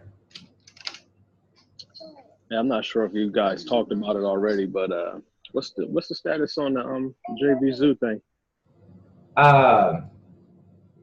Dennis can probably give you more information on that because he's kind of they're kind of heading that up. Still wrapping up his onboarding process. That got delayed a little bit. Some of the key folks at JV Zoo, I think, were out of town or they're traveling or doing something else, and so it's a little more extended than he initially thought. But that'll be wrapped up in the next few days, and then I'll be meeting with him to put together some initial plans of how to get that rolled out. But everything has been put on pause for the past week. We were hoping to kick things going already as far as better meetings and discussions, but for the moment, we have to wait until his onboarding is complete. Otherwise, it's kind of premature, and we wouldn't have the lay of the land until that's completed. So does that mean we get in Warrior Plus too? All right. Does that mean what? That we get into the Warrior Plus site too with the JV Zoo? I don't know. Again, we'll have to bring that up with Kevin. He's going to have some better answers for us once he concludes his onboarding with JV Zoo. JV Zoo, that's, I can't remember her name. Is that the one you're in conversation with? JV Zoo is an affiliate platform. So JV Zoo it's an affiliate marketing platform where a bunch of nasty little affiliate marketers hang out and find products to go promote. So yeah, I'm very familiar with JV Zoo. I'm trying to remember. There's Brian Rose. I can't remember if he's Warrior Plus or JV Zoo. No, one of our inner circle members just took a position. They just actually took, his name's Kevin Steven. They just took a paid position as a member at JV Zoo. I can't remember what their position is, head of growth or something like that. Right. Okay, an insider. Kevin's that gentleman on our side who's going to be working with JV Zoo. He's working directly with the CEO. That's who his meeting is with. That's where the onboarding is taking place, and that's where things got delayed a little bit. So we're dealing at a very good level within the organization. And again, our goal there is not to make money. So, I mean, our goal there is to make money, but not today. Our goal there is to go out and get a product or two products, or, I mean, we're going to start with one, obviously, and maybe go with 2 and 3 if everything goes well. And our whole goal there is just to acquire a user base and just acquire a list of customers so that in our future offerings, we don't have to pay marketing money. We don't have to pay affiliate commission. We don't have to pay anything. We just send out an email, or even at that point, we don't send an email. We just go put a message in our current softwares where whenever they log in, the first thing they see is, hey, here's a great deal for you on another software, and they go check it out.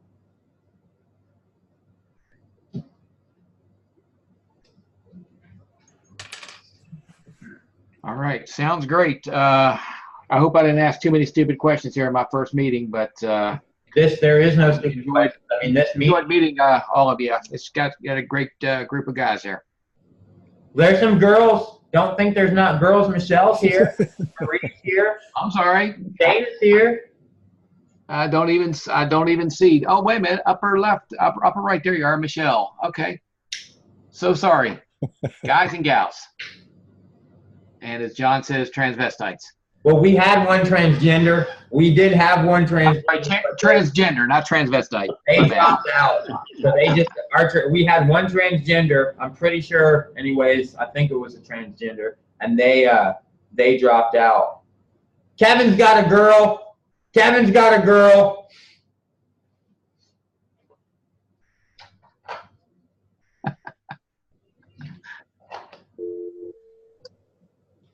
So what else? Other things you guys want to talk about or go over while we're here? Dang, Kevin, throw that down. Damn. And what time is it in India? It's 5:12 a.m. Oh, damn. Almost. John pretty much keeps EST hours and more. Yeah, that was gonna be my next question, man. When the heck do you sleep? Remember, he takes off every 12 weeks, every 14 weeks or something. He takes off sometimes. I think he does all his sleeping then. I do, honestly. Like whenever I go on vacation, it's literally I smoke. I go to some place that's marijuana friendly, and I smoke and eat and sleep, and that's about it. That's about all I do. But sleeping's not for me, man.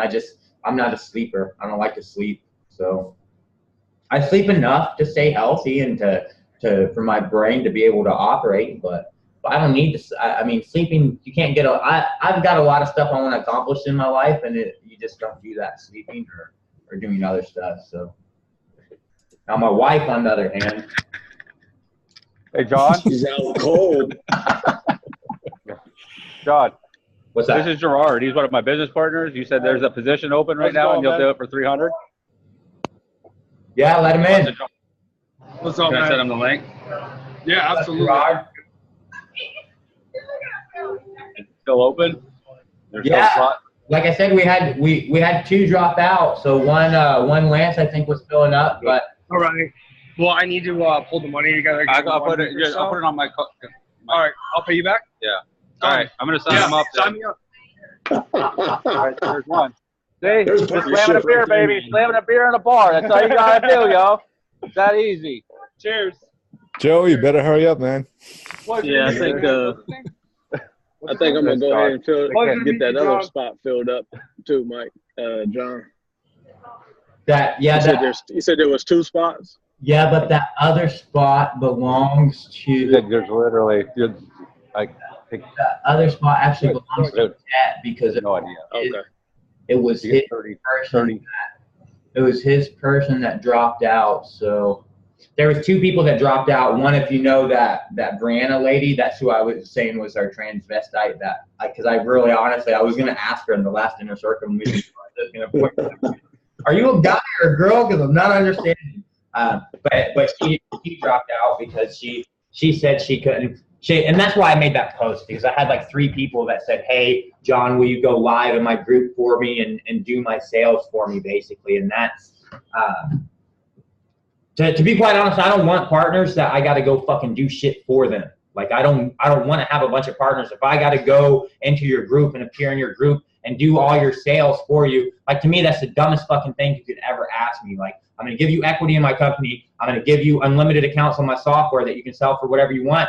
And I'm going to fucking do your sales for you. Like, that doesn't make any sense whatsoever. So, like, not to me anyway. So at least to me, it doesn't make a lot of sense. So, so she didn't do anything at all. She didn't even, I mean, she posted pictures of cats on her Facebook page every single day and didn't try to do anything. So, so she said she just couldn't make money with opportunity. So she wanted out. So that's, I mean, I don't have a problem. It's not for everybody for sure. So especially not for people who don't want to do anything but post cat pictures.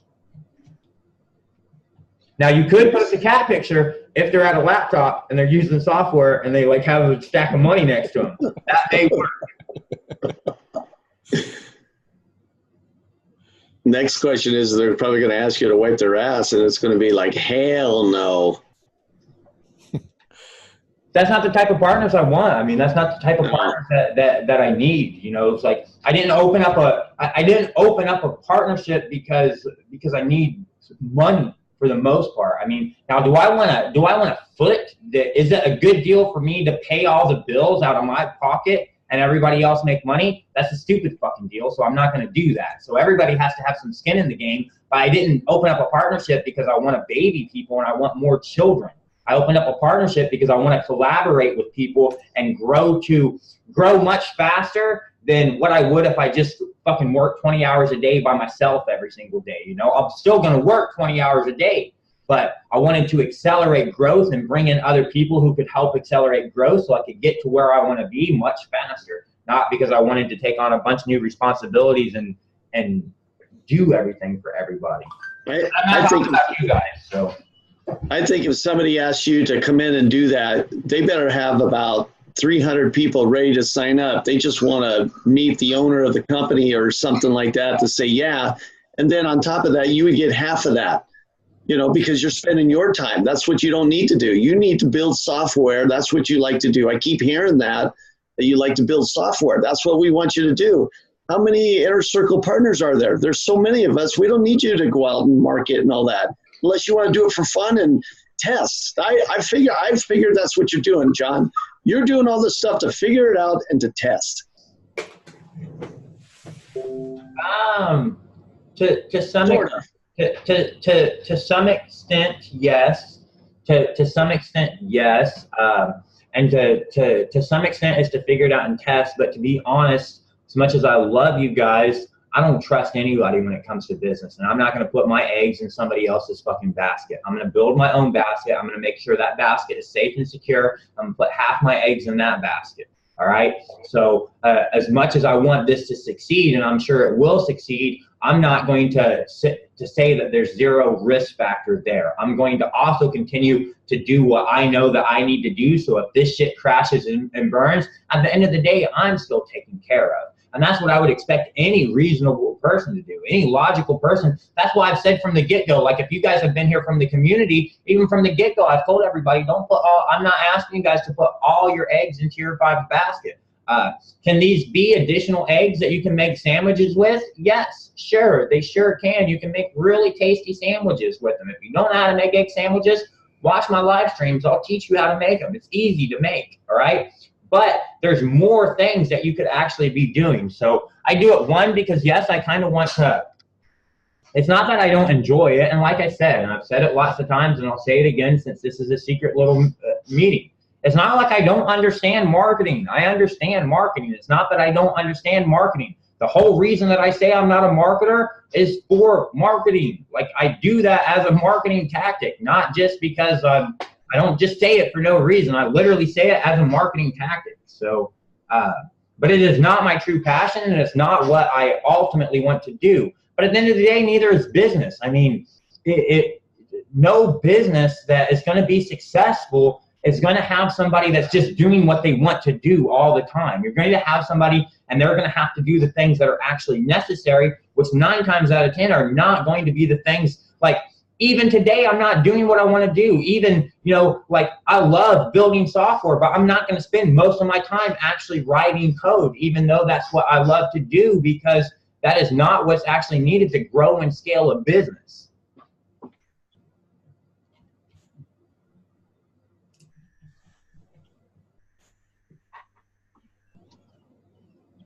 All right, I'm going back to the house and I'm signing them up. There's all the money. God, so I got the spot. All right in my hand. Lap dance. All right. That's how you awesome. do it, guys. That's awesome.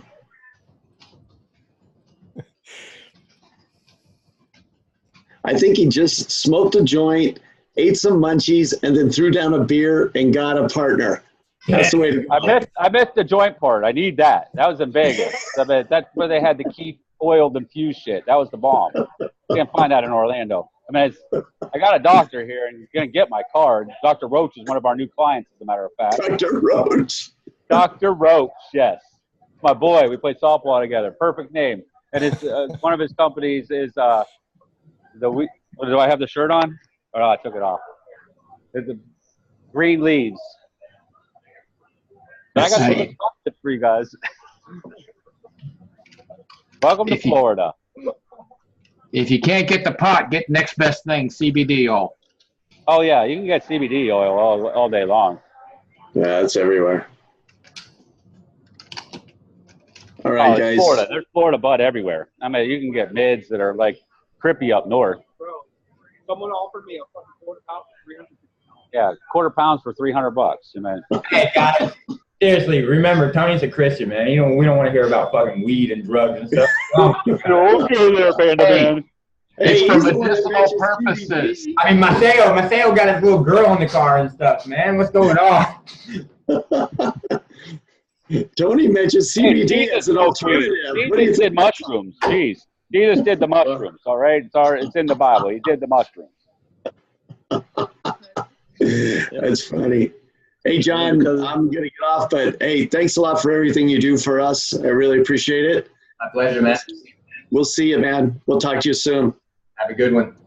See you, Joe. All right, you guys take care. All right, I think I'm jumping too. Pleasure meeting everybody. Thank you, John.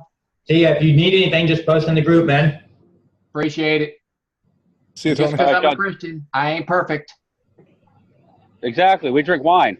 I'm Catholic. Italian. We drink a lot of wine, you know? Take care, guys. So, John, when I get back to the house, that's listed at 500 under the site right now. So I just got to get with you when I get back, or go through the robo, because it said $200 discount today when I did it by accident. Just sign him up to the team partnership and send me his email address. I'll fix it on the back end. The team partnership should be like 300. Just sign him up on that.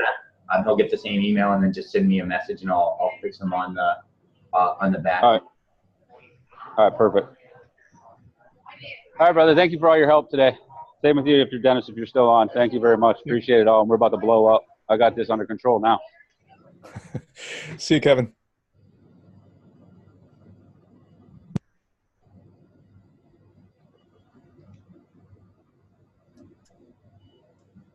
Hey guys. Hey, Bill. Yeah, how you doing? I've been quiet tonight, listening How you in. doing, man? I'm doing good, yeah. Came a bit late, so I just thought I'd listen, learn. Mind you, it was a bit like Bible class in the end.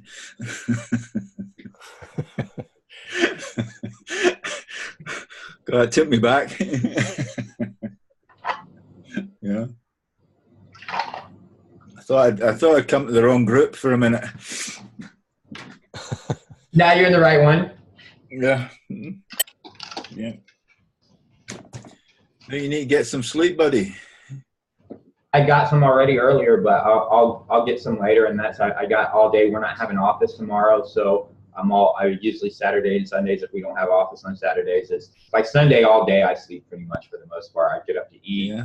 And then just sleep for the most part. Yeah, I sometimes go have a movie and stuff with my wife.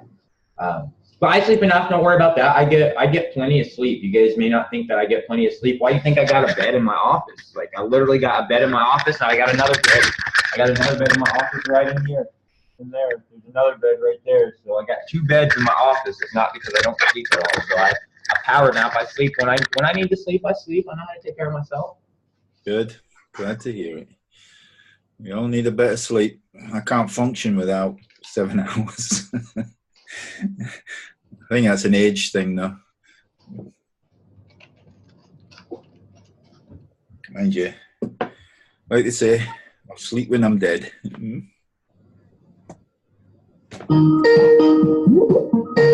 So anything else you want to talk about? No, I just thought I'd say good night. And like I said, didn't say a lot. So all right. Ciao. Good night. Yeah, that's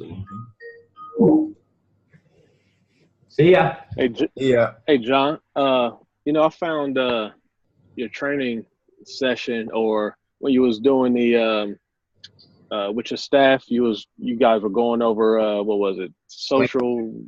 Yeah. I found that pretty interesting, man. Are you planning on continuing to do that, or no?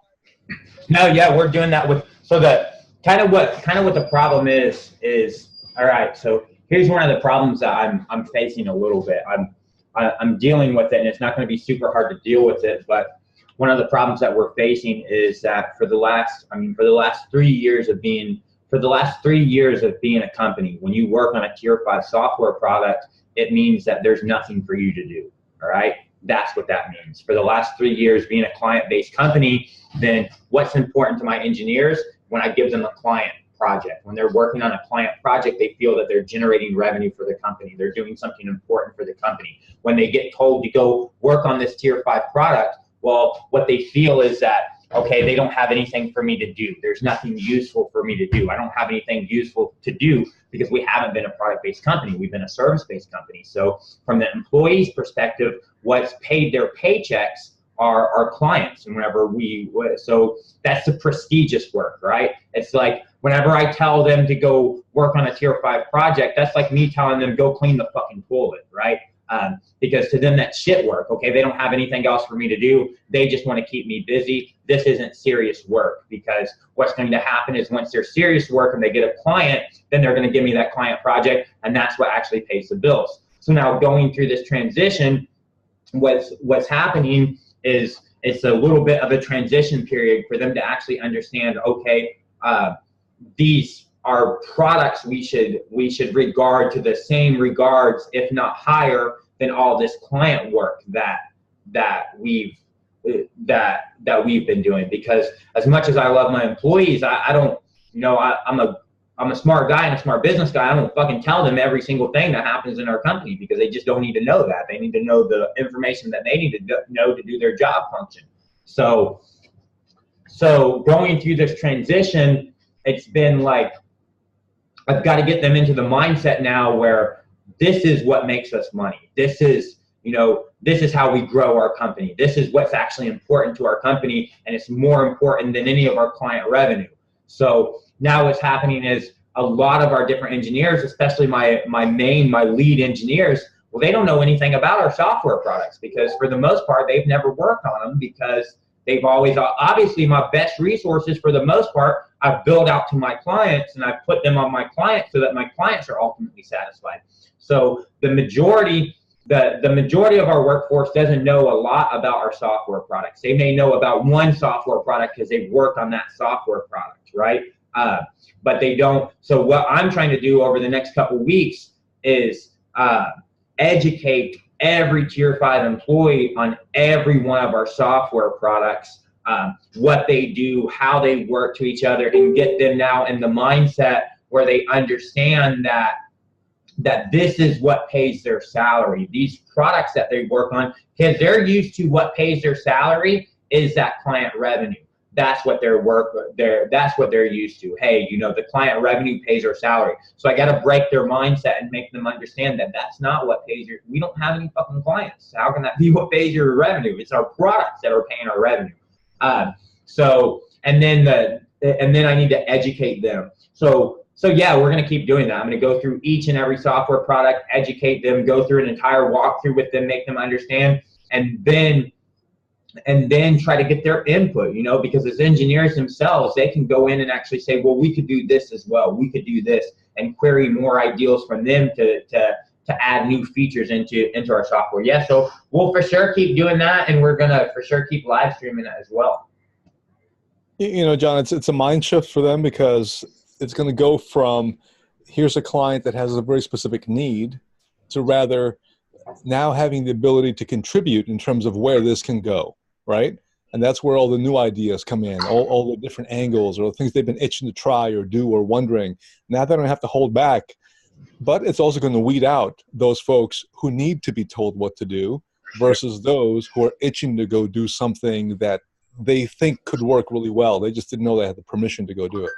For sure, and I've got some cool plans for that, Dennis. I got some really cool plans for that. So, I got them all so excited right now, because one of the huge benefits that we have that I think about is that fucking money conversion. You give me $1, it's fucking $71 over here. It's like the money conversion is so powerful. So we're probably going to try to do them like monthly or every other month. We're going to do these hackathons, and we have a 1 lakh prize. Okay, so that's 100,000 rupees. So you think my most expensive guy right now, his salary is 90,000 rupees per month. That equates to like that equates to like $1,700. All right, so per month, his salary is $1,700 per month.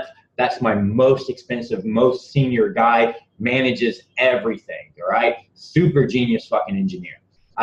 So now we're going to do these hackathons, and we got a 1 lakh budget. We're going to give 50,000 rupees to. We're going to give 50,000 rupees to the first place, 25,000 to the second place, 10,000 to the third place, and then the other 15,000 is going to go for amenities like, you know, buying pizza and buying food and stuff to feed everybody. And then we're going to host these hackathons. What do you think?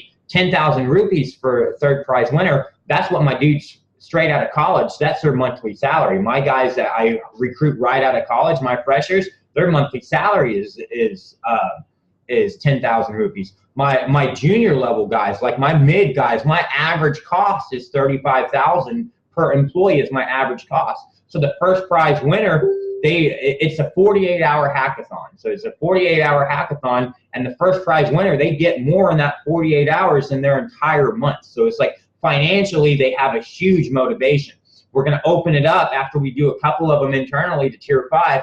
We're going to open it up to outside employees as well. We're going to advertise. I'll spend like I can reach over 100,000 people for $500 ad spend here. I can reach 100,000 people easily through Facebook. I spent $500 on advertisement. I did a live video walking around our office and talking about the engineers that we want to hire, and I gave a $500 ad spend. I got over 450 resumes mailed to my HR from that $500. All right, so now whenever I run a $500 ad saying like, look, we've got 1 lakh worth of prizes for this 48-hour hackathon, I'm going to target engineers, and I'm going to get some of the best engineers come in to actually participate in these hackathons. And part of my plan is, all right, so like for the first hackathon, part of my plan was to figure out little tiny softwares that could actually, like little Chrome extensions, like that group convert that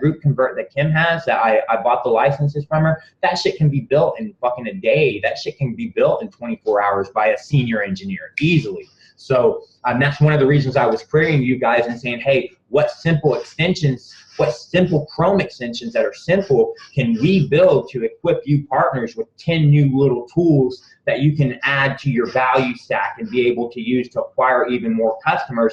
Because now if I get a list of those, guess what? I host this hackathon, and within 48 hours, I kick out 10 new tools, and you guys have them, and then I'm able to actually weed out some of my people as well. So we're going to do something like that. And then for other hackathons, we were thinking that what we would do is they would have to come up with a concept, right? So the employees themselves will have to come up with the business concept, the problem that they're going to solve, and then build the most minimal MVP to show proof of concept of that thing within 48 hours. And then we can take all those MVPs, all those proof of concepts, and then we can hand them off to you guys, and we can say, okay, look, we just in 48 hours, we developed, 6 or 7 proof of concepts, and are there any of them that you think are actual viable that we should now actually explore, so that now we could actually explore and build those things out.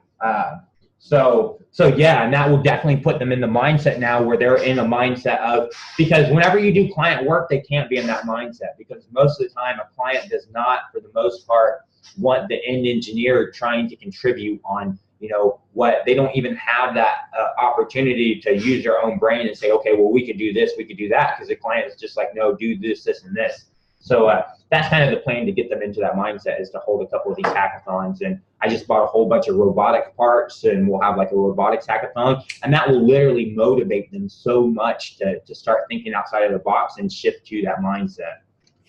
Yeah, I think that's really powerful, John, because it's going to allow you to essentially run a contest to find the best talent out there, right? And have them prove themselves in real life.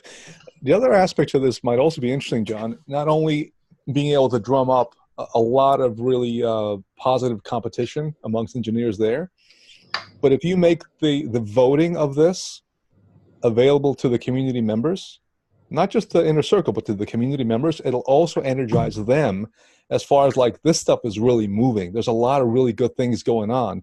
Because remember, the community isn't, our intention collectively isn't just to have people pay $97 a month. That doesn't do anything. Their job is to be beta testers, right?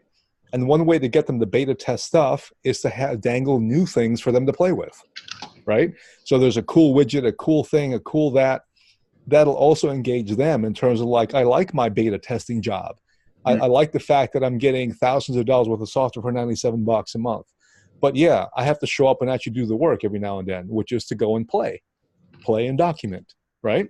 So I think one way to get them into that mindset of being a beta testing group is to let them go and kick around and play with and be sort of like the judge in terms of voting of these tools. So this way they don't have the final say, because ultimately you're going to be the one who knows how solid engineering truly is, or was it simply a nice shiny object, right? But in terms of the community, I think that'll get them into that mindset of being an actual beta testing group. For sure. Well, maybe if there's a event, kind of like the same thing for the community group, and those community group members who participate in thoroughly testing the software for it's however long, you know what I'm saying? Maybe they get access to the software versus the other ones that don't do anything. It's going to have member access to the software. The beta testers have access to it for their own use, correct? Because that's part of their gig. However, nothing says we couldn't dangle something else out there for them. This, again, we need to figure this one out as we go forward. But let's assume for the people who have done the most beta testing, and that's easy to tell because they're going to be the ones who submit the most tickets, who are the most vocal in terms of opinions and whether bugs or suggestions, right? Maybe for a handful of those, they get X number of units of that software to give away for free. Does that make sense? Because that privilege currently is reserved right now for Inner Circle, right? We have certain tools. That's a good idea. To give them away. The affiliate team, they can't necessarily give them away. They can use it for themselves, right? But again, maybe something to think about down the road. Maybe what we end up doing is incentivize them. What is their benefit over and above getting access to the software for doing the work and doing it well and in volume? Well, whatever number of people are going to receive X number of these tools, widgets that were voted most popular, you're going to get 5 of them, 10 of them, whatever it might be, to go and sell. And you keep the money. So that gives them an incentive to be like, I want to actually put in the work, right? Because as soon as they've started paying $97 a couple of times, they forget that there's a job attached to that $97. They just see it as a bill every month, right? And they forget that they're supposed to be doing something else.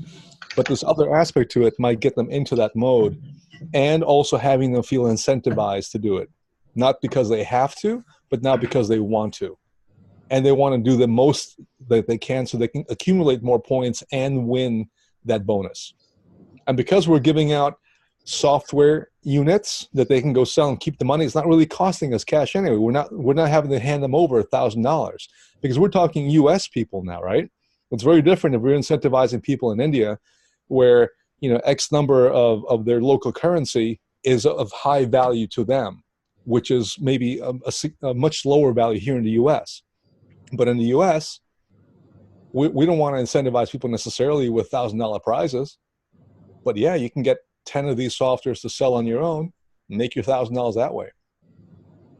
So anyway, yeah, I think something that's you a can good idea. I like it.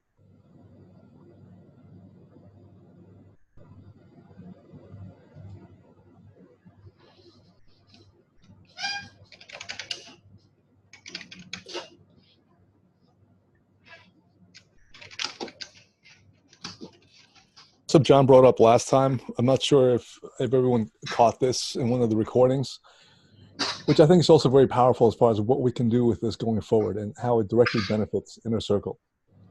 Quite aside from the softwares that we currently have and those that we will build based on things that we come up with collectively, the other aspect of this plan is to essentially become the equivalent of like an incubator for new products. So having entrepreneurs, think about it this way again. You put out an offer to the entrepreneurial community Entrepreneurs, not affiliate marketers, actual entrepreneurs who are looking to raise money to go and run their business, right? They have an idea for the next Uber app or the next whatever app or the next big product. They want to go do this. They know the market. They're passionate about it. They can't sleep at night because they got to get this thing done, but they don't have the $500,000 it's going to take to launch that company, hire the staff, get the CFO in place or the CTO in place, and all that kind of good stuff, right? So we essentially, as Tier 5, end up having the equivalent of a Kickstarter type environment where those entrepreneurs get to submit their business plans, their ideas for their next big killer product. Those that make it past the rounds of qualification, not just that their idea is good, but that can demonstrate that they actually can have the ability to run a company and market the products. Then what Tier 5 could do is look at the technical investment component of that, saying, well, the thing you're trying to go build is going to cost you $520,000 legitimately. And here's all the things that's going to be required to make you go do that. If you have the chops as an entrepreneur to go and actually run this kind of a company and you can demonstrate that, then Tier 5 is willing to put up that technical capital. We'll go build that product. And we're not going to require you to take money out of your pocket. We want you to spend your money marketing this and building the company. We will invest in your company from a CTO perspective. We'll build out the technology in exchange for equity. So now Tier 5 ends up owning a piece of the next layers of kick-ass software out there. And we as Inner Circle end up owning it along with that. And that's extremely powerful because now our thinking is no longer limited to the people in this group or even the people on John's team directly. It's to all the entrepreneurs out there who have a dream, have a passion, have the ability, just don't have the pockets full of cash or don't want to give up 90% of the company to go with the regular VC. For sure, and the piece of equity that we would own in most cases would be the lion's share of equity. I mean, for the most part, most entrepreneurs would even come to our platform and we could have in our terms and services agreements that we own the ideal once they submit it to us. And the average entrepreneur is never even going to read that. They're going to come submit their ideals, and it's just going to be, we will collect a huge amount of ideals. And if an entrepreneur comes to us with a great ideal, but they don't actually have the chops to execute it, then at that point, they've just given us an ideal. Great, we don't actually need them. We have a great ideal and a new product that we can actually build. If they do have the chops and the connections to actually to do something with that product after we build it, then we can leverage them to go in and actually do that thing and still end up having a huge percentage of the equity in that company. Because if they go with the VC, the VC is going to take it anyways. Right. So we're going to have really two functions in that process. One is, again, to evaluate the technical viability in terms of, does it really do good stuff that doesn't exist out there in the market in a very common way? And then the second element of it is evaluating the business. Evaluating the entrepreneur and their ability or potential ability to actually pull this off and run a company. We're not trying to go run another company. That's not our job. Much like it's not John's job to go and do the marketing. We're brought in here to help all that happen collectively, right? So when we evaluate another company, we don't want just the idea. We want to make sure, preferably, that entrepreneur has a legitimate shot at pulling it off and can demonstrate it. So those will be the two parts of this. There'll be a technical evaluation and a business evaluation to make sure it matches on both fronts, and only then would we consider going forward with it. Well, with that entrepreneur, sure, I would say if they have a viable ideal, but they can't execute it and they can't bring anything to the table but that ideal, well, then we just go build that ideal. We execute it on our own. Now, if they give us an uncanny advantage and they can actually execute it and they can actually help and we don't have to do anything but build the thing and they go do all the execution, then we build it in a joint venture with them and we have some split equity there. But like I said, if they have an awesome ideal that we just didn't think of because they're the insider in the business and they're the one that faced the problem and they've come up with the solution, but they can't do anything more than the ideal, well, like I said, the average entrepreneur, they're just going to come drop an ideal whenever they see, oh, hey, if these guys like my ideal, they'll build it out for me. They're just going to drop it. And if we have 27 pages of terms and conditions like Facebook does, they're just going to be like, we'll just click yes, we agree to them, and we'll go from there. Yeah, and actually, let's allow us to be in the reverse situation. Now you might have a really great idea for a product, The specs already are done on our side, and now you can even have entrepreneurs who know how to build companies bid on essentially running that company, running that project, running that product. Agreed. Yeah, Launchpad is one of the things that's on our plate of things to build. It's been a dream. It's been a dream of mine to have for a long time, because there's no place like it. There's no place that you can really just launch software projects unless you are unless you are the actual developer. Every other platform does not allow you to do specifically software projects. And I'd love to be an incubator and just sit here. I'd love to build us a hardware lab and sit here and actually build any type of technology device that somebody can bring to us that is going to be an actual viable device, because the ideals, they say ideals aren't worth shit, but they are. I mean, they're not worth anything without execution, but you can't execute execution. You have to execute an actual ideal. So it starts with the ideal, and those things come from innovators, and I can't think of all of them. There's so many people out there that have so many great ideals in their head, and they don't have any place to take them to. So being able to provide them a place to take them to and then execute on top of that, it's a great model, a really great model. Especially for us, because we can charge a fair market value. I mean, especially if we already show, hey, look, we already have 10 products out in the market, so we know how to do this. I can charge the same $250 an hour that they charge in New York, and whenever we make an investment, our investment's a pseudo investment. I mean, like, our investment doesn't really actually cost anything. When I go invest $1 million in your company, what did it cost us? Probably $25,000, $30,000 is what that $1 million actual investment cost us, because our labor doesn't cost anything. I mean, we're charging $250 an hour, and our labor costs 12 at max.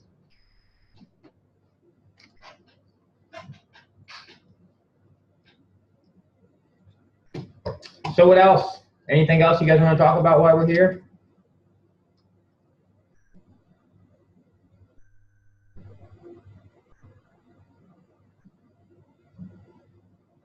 So are the wares, they're still in development, right? It's going to keep evolving. And the look is going to change individually. And there's not going to be effort to try to connect all of the dots to Tier 5 as of yet.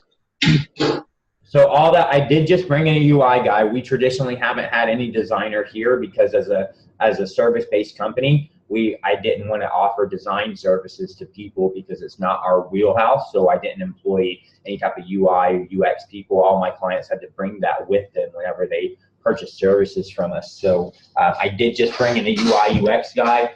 He's done a great job. He started with Magic Zap. I don't know if you've seen the new designs for Magic Zap, but he started with Magic Zap, and he's done a great job making Magic Zap just look amazing. So yeah, each software will get a facelift and look expensive. And yeah, the softwares will, I mean, any software has to be in a current flux of adding stuff in and adding in new features. If not, then, I mean, you always have to have new features planned, because that's what excites people. That's what allows you to run promos and acquire new users.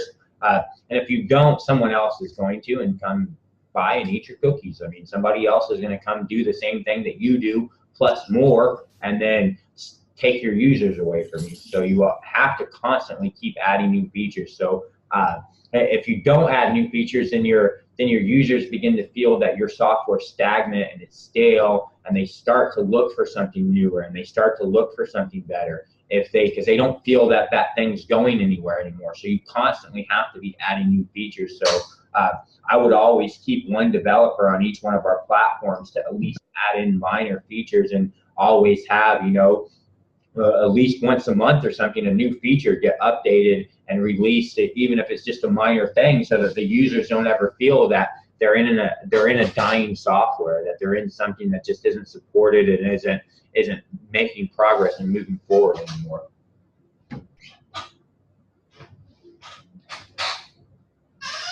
But right now, as it sits right now, Nico, I'm still working for clients until the beginning of the year. So until the beginning of the year, I still have clients that I'm servicing right now until the beginning of the year, because I couldn't just go in on a whim the next day and say, okay, I've got partners who have agreed to be there for life, and you guys are all fired. So I gave them all a 60-day notice, and that ends at the beginning of the year. So kind of at the beginning of the year is where we'll actually be able to completely focus in and hone in. And I'm hoping by that time, all my partners are sitting, you know, in the sales position at least, where this doesn't cost them any money. So they wouldn't even think about dropping out of the opportunity because it's not costing them any money out of their pockets. I'm hoping at least all my partners will be in that situation by the time we're full blown and I don't have any other responsibilities whatsoever.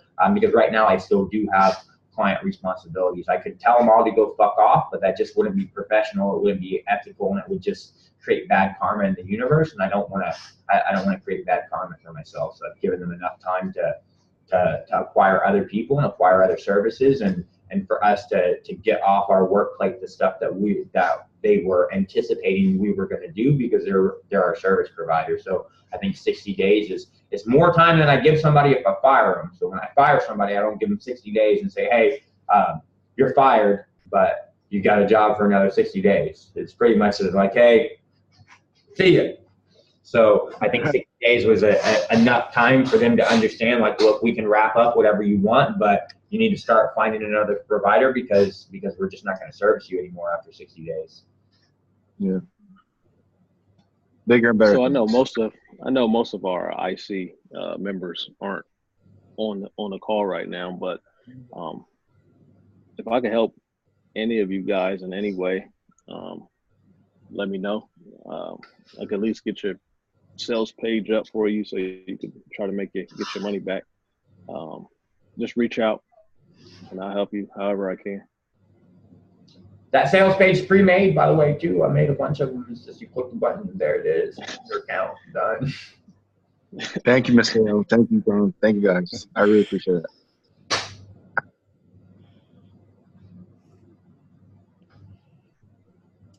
So anything else? You guys want to go over anything else while we're here? You guys good? Hey, so when you're running your your Facebook ads, what have you found to be the most successful group of people to target, for, let's say, a robo contact or text in bulk? Of course, businesses or people who have their own businesses, but, I'm pretty sure you've run enough now to know how.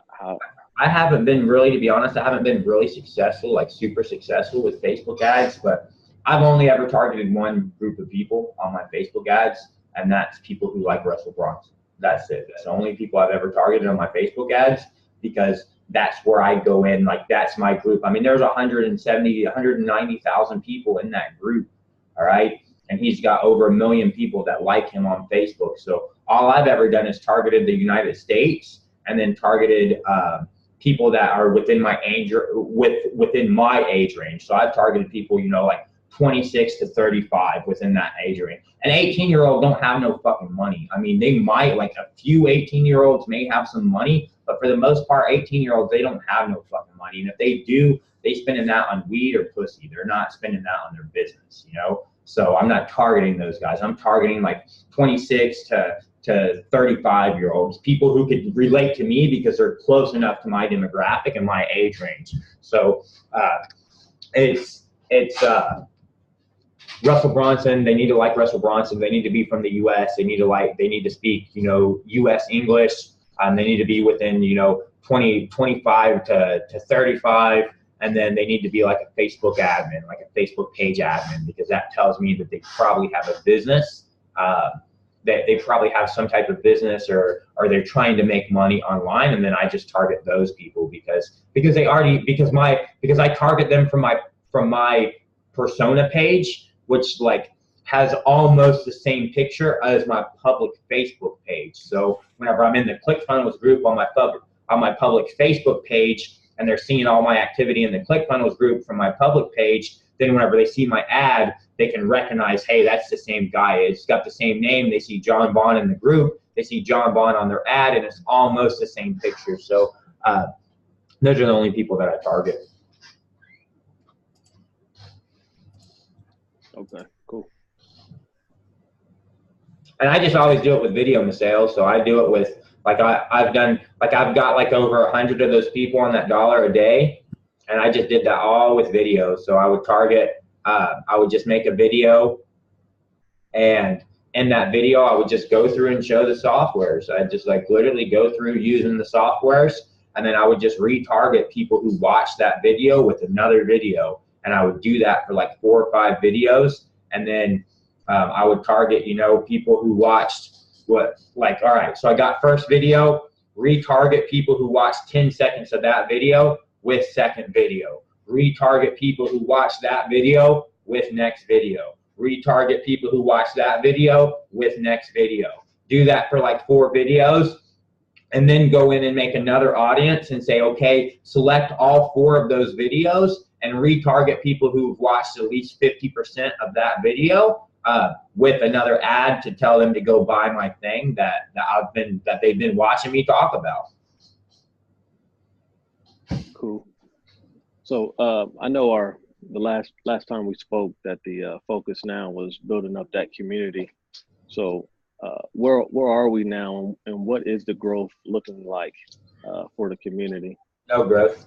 Hasn't been None at all. Okay. Not really. And I don't think we're really to that point yet where we're really focused there. I think the main focus still for most people is going to be for them to see some revenue come in on their own side, for them to actually be making money on not everybody's as fast as you, Maseo, and not everybody's as big as an action taker as you, and they're actually, you know, seeing some returns back already. So I think that's still most everybody's focus. Well, I think, well, I don't think, but I know Dennis really gave me that spark off the bench. So, so anybody who hasn't spoken with Dennis yet should probably take advantage of that half an hour that he's giving you. For sure, I definitely agree. For sure, take Dennis's time. I myself love taking Dennis's time because it's always a valuable encounter. So he's a very smart guy, and it's a very valuable encounter. Well, you know, we've done about like over 30 of those calls so far, but then again, only a handful really take action, and you know that from your own track record, John. And just as a reflection for everyone in the circle, as much as, you know, we are talking, and this includes me personally, about let's go, let's grow and make it fast. The reality is, to date, I'd say, what, John, 90% of the people that have come in to the or more into the community member, you brought them in. 90% of the people who came, or maybe 60% of the people who came into the inner circle, also you brought them in. So we've got a lot of catching up to do personally, but that's not a reflection on the community. It's an individual thing. Sure. We just have to focus on maximizing what we want to do for the collective and for our own benefit, and not worry so much, I think, in terms of like, do we have a community goal? Right now, our goal is to get off our butts and get to work. That's pretty much it. And then we'll be able to. I'm pretty sure I'm picking myself because I didn't get in 6 months earlier.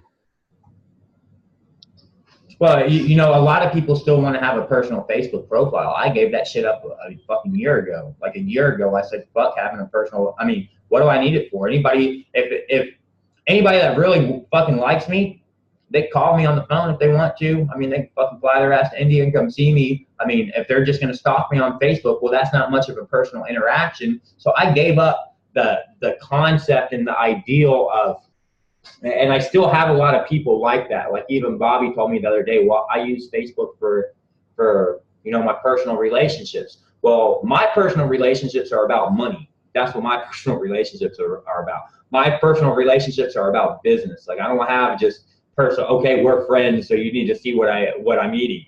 No, we're friends, so you need to give me some money. All right, that's how my personal profile works, and that's what Facebook is about for me. Facebook is not about connecting and making friends and having a social life. My social life is about business. I'm a business owner. My social life is about business. So I don't have this fear of, you know, clouding my Facebook up with my business stuff. That's all it is for me. And there's a lot of people who are still, they're just reluctant to do that. They're like, well, I don't have an audience because, you know, I just have my friends on Facebook and I don't want them to see what I'm doing. You know, I don't want to spam out about my business. Well, I don't have that reserved myself. That's all I use Facebook for. So a lot of people are just lost and they're not ready to give that up yet. So I don't know what to tell them. Like, Got to do something. Like literally, all you guys came from Facebook. Like every one of you guys fucking came from Facebook because I gave up that. Like, okay, well, I need to have this for my social interactions. Like, no, I don't need to have that. Like, anybody who wants to just be on Facebook for my social interactions, if I really want to have a social interaction, they're going to look past all the stuff that I'm doing for business, and they're going to be like, all right, let John do his thing because he's just trying to hustle and make money, and I'll still be friends with him. And the ones that get aggravated about it, well, they're probably never going to buy my stuff, and they weren't my friends in the first place. They're fucking random people on Facebook that I'll probably never meet in real life, so I don't care if they unfriend me, you know? It's not a big deal.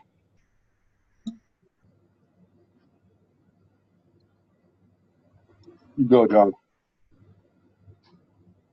You do it, Nico. You just post about your stuff all the time on Facebook. Go live. Like literally, that's how I make all my sales. Like for the last year, I just been live streaming, showing people, okay, I got this software. Been showing people like the inside of my company. Hey, I run this company. It's literally all I've done for the last 12 months is live stream like 3 or 4 times a day to make people understand, hey, I'm here. This is a real thing. You know, do you want to get on board? Do you not want to get on board? It's not a secret. It's not a secret at all. It's like not a. There is no secret that I've figured out.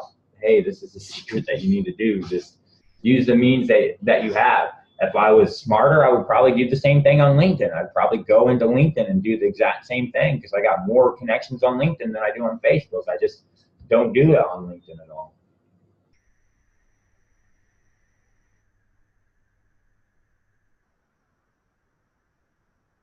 Well, just one of these softwares, sometimes to the right audience, it's like software they've been looking for.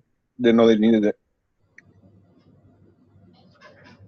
Well, I mean, text in bulk and RoboContact are great for people who are doing B2B stuff and they're, you know, trying to communicate with people and try to talk to people. Those are great. Like, especially if you have a SendGrid account, then you can use text in bulk for your autoresponder. I mean, the only drawback there is you need the dude's phone number, and that's getting changed really soon. When we push the next update out to text in bulk, you won't need people's phone numbers anymore. If you just, all you have is email addresses, you just pop that in, and you won't actually have to have somebody's phone number anymore in our next update. Is there any plan to get the I don't know, the big package for Hunter IO, or are you just leaving that really up to the individuals to get their own accounts with that? I know you get a free one or something for like 100 searches or whatever. For sure, for sure, I'm leaving that up to the individuals to get it. Like, why did we switch from RoboContact being our API to your guys' API? Because I got a $7,000 bill from Google for API uses for all you guys, and I'm not paying that shit. So I just made it like, hey,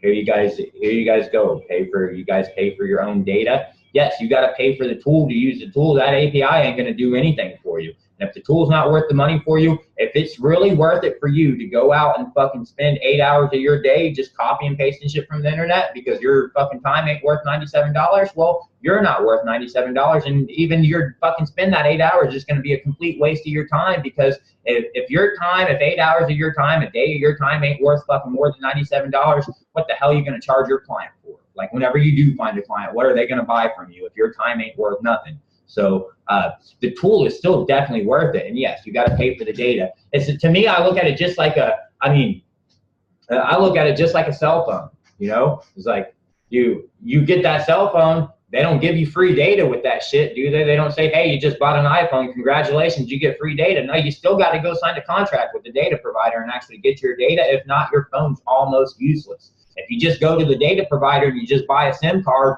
and that's all you have, well, what are you going to do with that SIM card? Nothing. You got to stick it in a device and use it. So it's kind of hand in hand. So no, because the Hunter integration, like if I go in and try to buy some plan, that itself is going to be like $5,000, $6,000, $7,000 a month as well. Whenever you account for everybody, now everybody's going to go in and use it. If they don't have to pay for it, everybody's going to go in and use it, and that's going to be another $5,000, $6,000, $7,000. Now, if I can tell all my partners, hey, you guys need to pay an extra $200 a month so that all those people don't have to pay for any of this stuff, we pay it for them, then sure, if you guys want to pay for it, I'll do it. But if you guys don't want to pay for it, I don't want to pay for it either. Yeah. I say we let them pay for it. I say the users, it's something that if they want that service, it's totally worth it. So they need to acquire the service themselves. They need to use the service. If they don't want to use the service, they don't have to pay for it, and then they're not going to get the benefits of the service. If I can find something else that's cheaper and more reliable, then we'll add those integrations in. You know, if I can find other options that are just as reliable and cheaper, then we can make multiple integrations and say, okay, you can use Hunter, you can use this other guy, or you can use that other guy. Hunter's pretty reliable and they come really highly recommended. And for some of the stuff that we want to do in the future with RoboContact, it's probably going to be the best feature. Like one of the things we want to do is be able, if you want to target marketing director, well, then you can target marketing director. If you want to target CTO, you can target CTO. If you want to target CEO, you can target that person. Hunter will give us back those people's positions and say, okay, this is the CEO's email. This is marketing director's email, and allow you to go in and say, okay, I just want to target this type of person and not spam out to, you know, the 17 employees that work at that company the same exact message. Yeah, I agree. It's definitely well worth it. I know I've got several accounts shut down already when I wasn't using it. So yeah, well, if you use the verified email addresses, it's definitely helpful. So it's going to save you a lot of time. It's going to keep your emails from getting shut down. And yeah, I mean, all good things in life cost money. I mean, you really do have to spend money to make money. I mean, you've got to invest in some tools to be able to go in and actually to be able to scale and to be able to actually make money. Trust me, that Hunter integration, that Hunter API is less money than it's going to cost you is a lot less money than it's going to cost you to do it on your own or pay a VA to do it. It's much more cost effective than that. Yeah, I know. I went ahead and spent the money already. You're probably getting better results too now. Definitely. Getting more emails, better emails, being able to verify them to make sure that you're not getting bounce backs because those emails don't actually exist. Yeah, without Hunter, I got, man, countless bounce backs. But as soon as I turned that on, all of that went away. For sure. That's one of the main reasons we had it there. And I've got a lot of other features that are prepared for RoboContact to come in. And I'd still like to, hopefully we can make some time next week. I'll introduce you to my production manager and to my wife and to the dev that does that and get you all set up inside Teamwork and everything. So you can, and then do like an intake with you so that you can understand like what the expectation is, go back through Teamwork and show you how the whole process works and what would kind of be like where you would need to focus at and what parts you don't need to focus on. Okay. I figured you'd get back around to me. I wasn't going to rush you. I will for sure. You know, Maseo, from what you were describing of Hunter.io, I haven't used it myself, but it might be great if you record a short video of how folks currently using the text and bulk tools or the RoboContact tools or other tier 5 tools can leverage that, right? So that'd be something that folks can begin to use, understand it, leverage it, and that'll spur even more ideas. Oh, it's cool. I'm actually in the process of making a bunch of videos for RoboContact, pretty much a tutorial all the way through, step by step, that we could use later. It would be awesome, Maseo, if you went in and remade like the training videos that are in there already. If you just went that's what I mean. Those, and I'll upload those into the software to get rid of the Rocket Contact ones. Yep, that's exactly what I'm doing right now.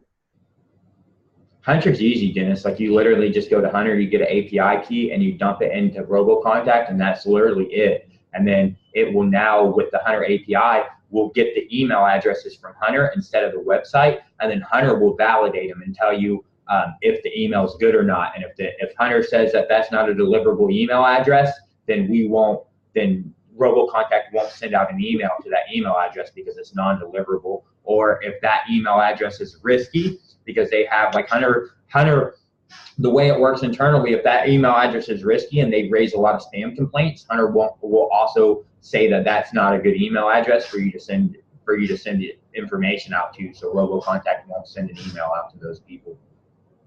All right, cool. But it's super simple on the integration. You just go to Hunter, you sign up, you get the API key, you pop it in RoboContact, And that's it. You just, whenever you run your campaign, say, hey, I want to use Hunter to get my email addresses. And then you just click a button that says, hey, I only want to send emails to verified email addresses. And that's how simple it is. And you'll see, like Maseo said, you won't get any bounce backs at all. Once you start using Hunter, you just won't get any bounce backs because you won't be sending emails out to non-verified email addresses. And that's going to save your spam rating, and it's going to keep your email addresses active for a long time instead of getting them shut down over and over. Yeah, that's great. Then we're going to do that tower data as well, so that you guys can actually take that data, take those email addresses and hand them the tower data and find out how much money does that dude make every year? Does that dude marry? Does that dude have kids? Does that dude own a house, or does that dude rent a house? And be able to get, you know, more targeted data so that you can understand more about the people that you're actually going to contact. So that's also a paid service. It's like 25 cents per person that you want to validate. And I have to figure out what the best way to integrate it is, because you don't want to get back 100 emails and then do every one of them and get the data back on every single one of them, because that's going to be $25 just to validate those 100 people. So I got to figure out a way for you to process the campaign. And once you process a campaign, like maybe click a button or something on the people that you want to go in and get that additional data from, so that you're not doing it for everybody. Like if I give you one business back and that business has 17 different emails, odds are just one of those guys you want to get the additional data from. Like you want to find CEO and get additional data for him. So I still got to work out the logistics, but for the most part, I'm going to try to set up a time with you next week, Maseo, and I'll let you kind of think through that and manage most of that. Okay. All right, cool.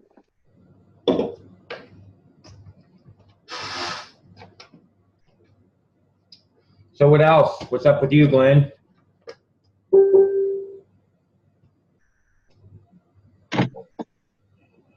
You're muted, bro. Let's unmute him. There you go. I've been traveling, as you guys can tell. I've been on the road a lot, so I haven't been able to sit down and do anything really. But I think my biggest hurdle is just time, me just sitting down and doing stuff. As soon as I blink my eye, the software changes. So I mean, good and bad. But eventually, I'll get around to it. We do try to move fast, man. I try to do stuff as fast as possible, and we got a bunch of new features. Coming out. Like literally, we're about to release an integration in Link Wizard that doesn't exist in any payment platform at all. Or sorry, we're about to release an integration in Invoicing You that doesn't exist in any other invoicing platform, which is direct ACH payments. Because those ACH payments, you can't get chargebacks on those ACH payments. I mean, if you get a chargeback on an ACH payment, it's a non-reversible chargeback. It means that if you get an ACH payment, if you get a chargeback on an ACH, it means that those people had to literally go to their bank and file a fraud complaint, which goes with a police report, and then you get a judgment. Like literally, they're not going to pull the money out of your bank account. They're going to issue you a court-ordered judgment where you have to pay those people back. So they're not going to, and that's for people who are selling high-ticket items. If you're selling a $10,000 item to somebody, I've had people go in and do, like I've had a client of mine that we worked for 6 months, and they issued over $30,000 worth of chargebacks. Like literally hit my bank account and deducted $30,000 out of my bank account because they disputed the charges with their credit card company, and because they had an American, they had fucking what that Roy asshole had, one of those black cards. They had one of those black cards. They had that protection, and they were just like, yeah, charge back, and they pulled all that money out of my bank account because it was a credit card payment. Well, with an ACH payment, you can't do that. With an ACH payment, you just can't go to your bank and say, hey, I didn't authorize this payment, because you had to physically log into your bank account and connect your bank account and authorize a transaction. So those ACHs just aren't as easily disputable, and that it alleviates a lot of problems for high ticket people who are selling high tickets. So we should be launching that next week. And then as soon as we do the sticky reviews redesign, that's the first platform that we're going to redesign is Invoicing You, because it's a money platform. So we're at least what we're going to do is redesign the the client-facing stuff, like the payment pages where the clients actually pay, so that those payment pages look high-end, because the users themselves can deal with not such a high-end looking software, as long as their clients believe, hey, this is secure and it's a very secure and professional platform. And then we'll do the redesign of the inside. But things aren't going to get slower moving. They're just going to get faster moving. Even I'm trying to hire 10 more engineers as we speak right now to move even faster. I just gotta catch up. Well, that's what the groups are for, man. The groups are the groups are there if you need any help and stuff. Next week, I don't have a whole bunch of stuff to do next week, so next week I'm going to try to make a couple hours a day available for you guys again, like I did the first week. If you need anything to help with whatever you guys need help with.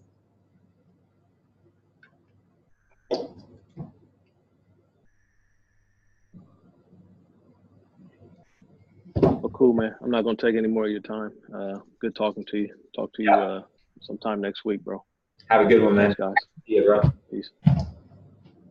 Anybody else have anything that you wanna talk about while we're here? Panda hat. So all good. There we go. There we go. What about the affiliate hat? Oh, shit, my affiliate hat. Here's my affiliate hat. This is my affiliate hat right here. It's my monkey hat. Oh, Georgie. This is my affiliate hat. It's my monkey hat.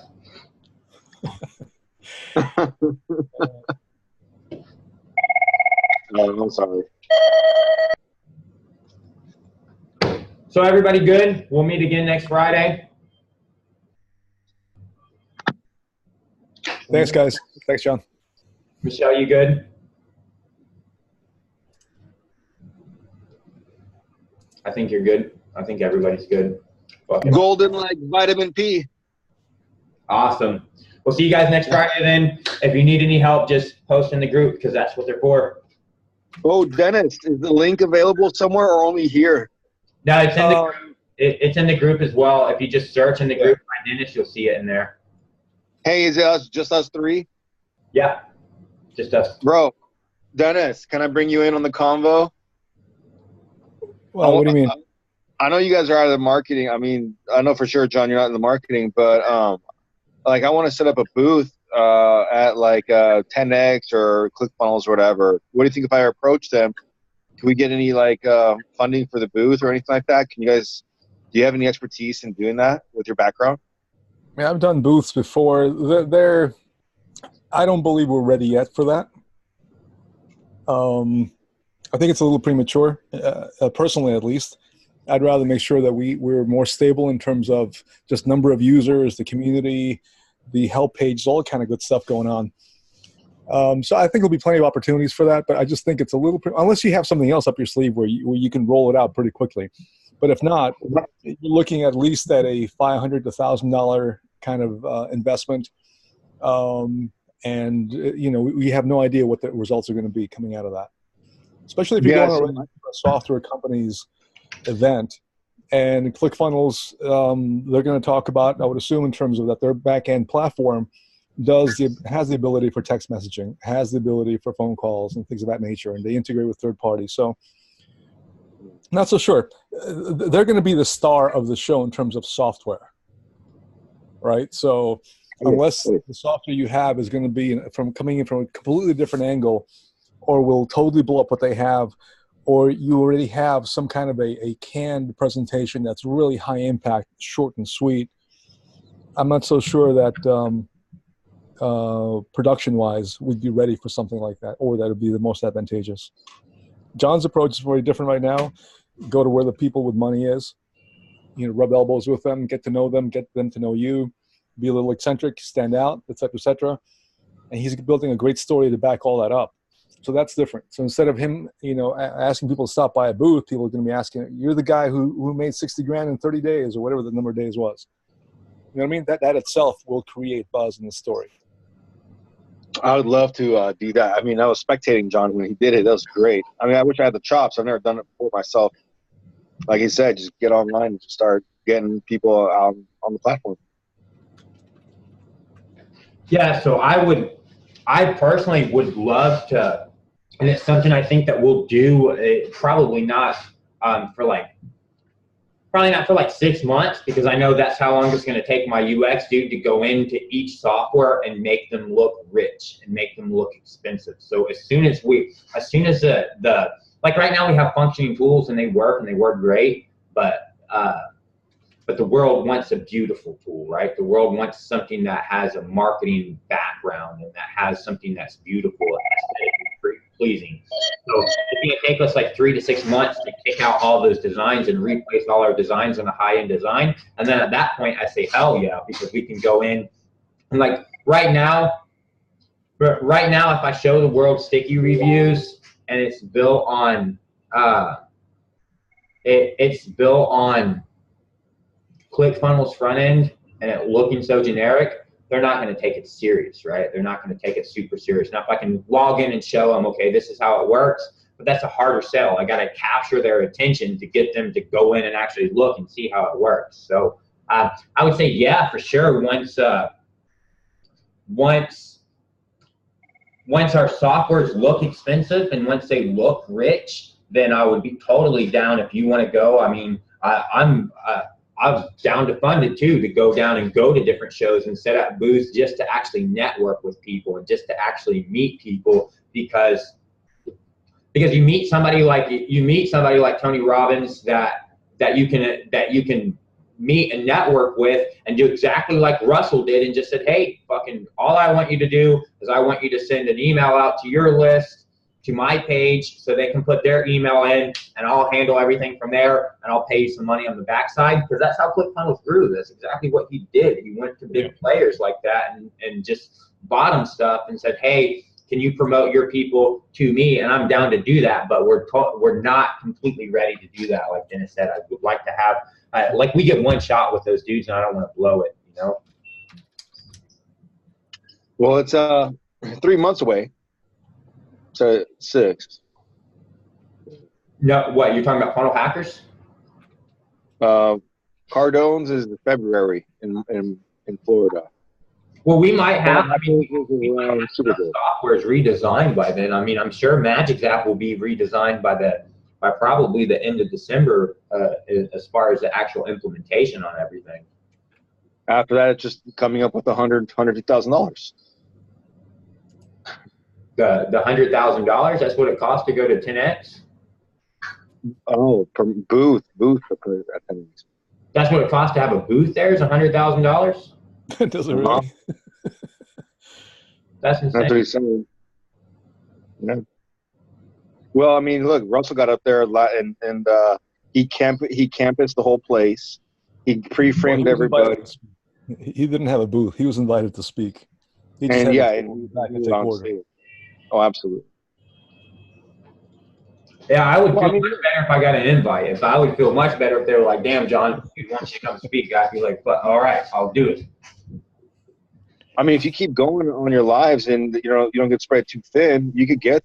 I mean, I'm sure you're on the radar already.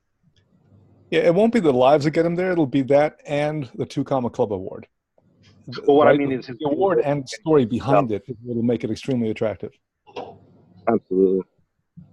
Oh, but he made such progress already, is what I was saying. Yep. Well, I did have the ClickFunnels marketing guy send me a friend request, Dave Woodward. Oh yeah. Now we're friends on Facebook. Nice. We're friends. So you're at Hello 5, huh? We're at what? When I email hello. Yeah, Tier 5. That's like our catch-all email. Yeah. All right, because I want to know, should I put John or hello? Well, my email is john@tier5.us. Hello@tier5.us is like a catch-all email. Neither one of them do I actually answer. It's mostly my assistant that answers all the emails and does everything. I don't really look at them. But That's cool. I sent the one for the Zapier out. Dude, if you're Zapier, you should just message me on Facebook and I would have done it already. Oh, okay. Well, I won't take much of your guys' time because I would if you allow. Yeah, well, it's daylight here. I need to go pee, and I should probably go home for some time, shave, and maybe I didn't go home yesterday at all because I had to do training yesterday. So, Yeah. What's that? Said you're feeling better from when you were at the dentist. A little bit better, yeah. I didn't feel good that day. That day I slept most of the day. Well, you responded to me, and you're a trooper for that. So thank you.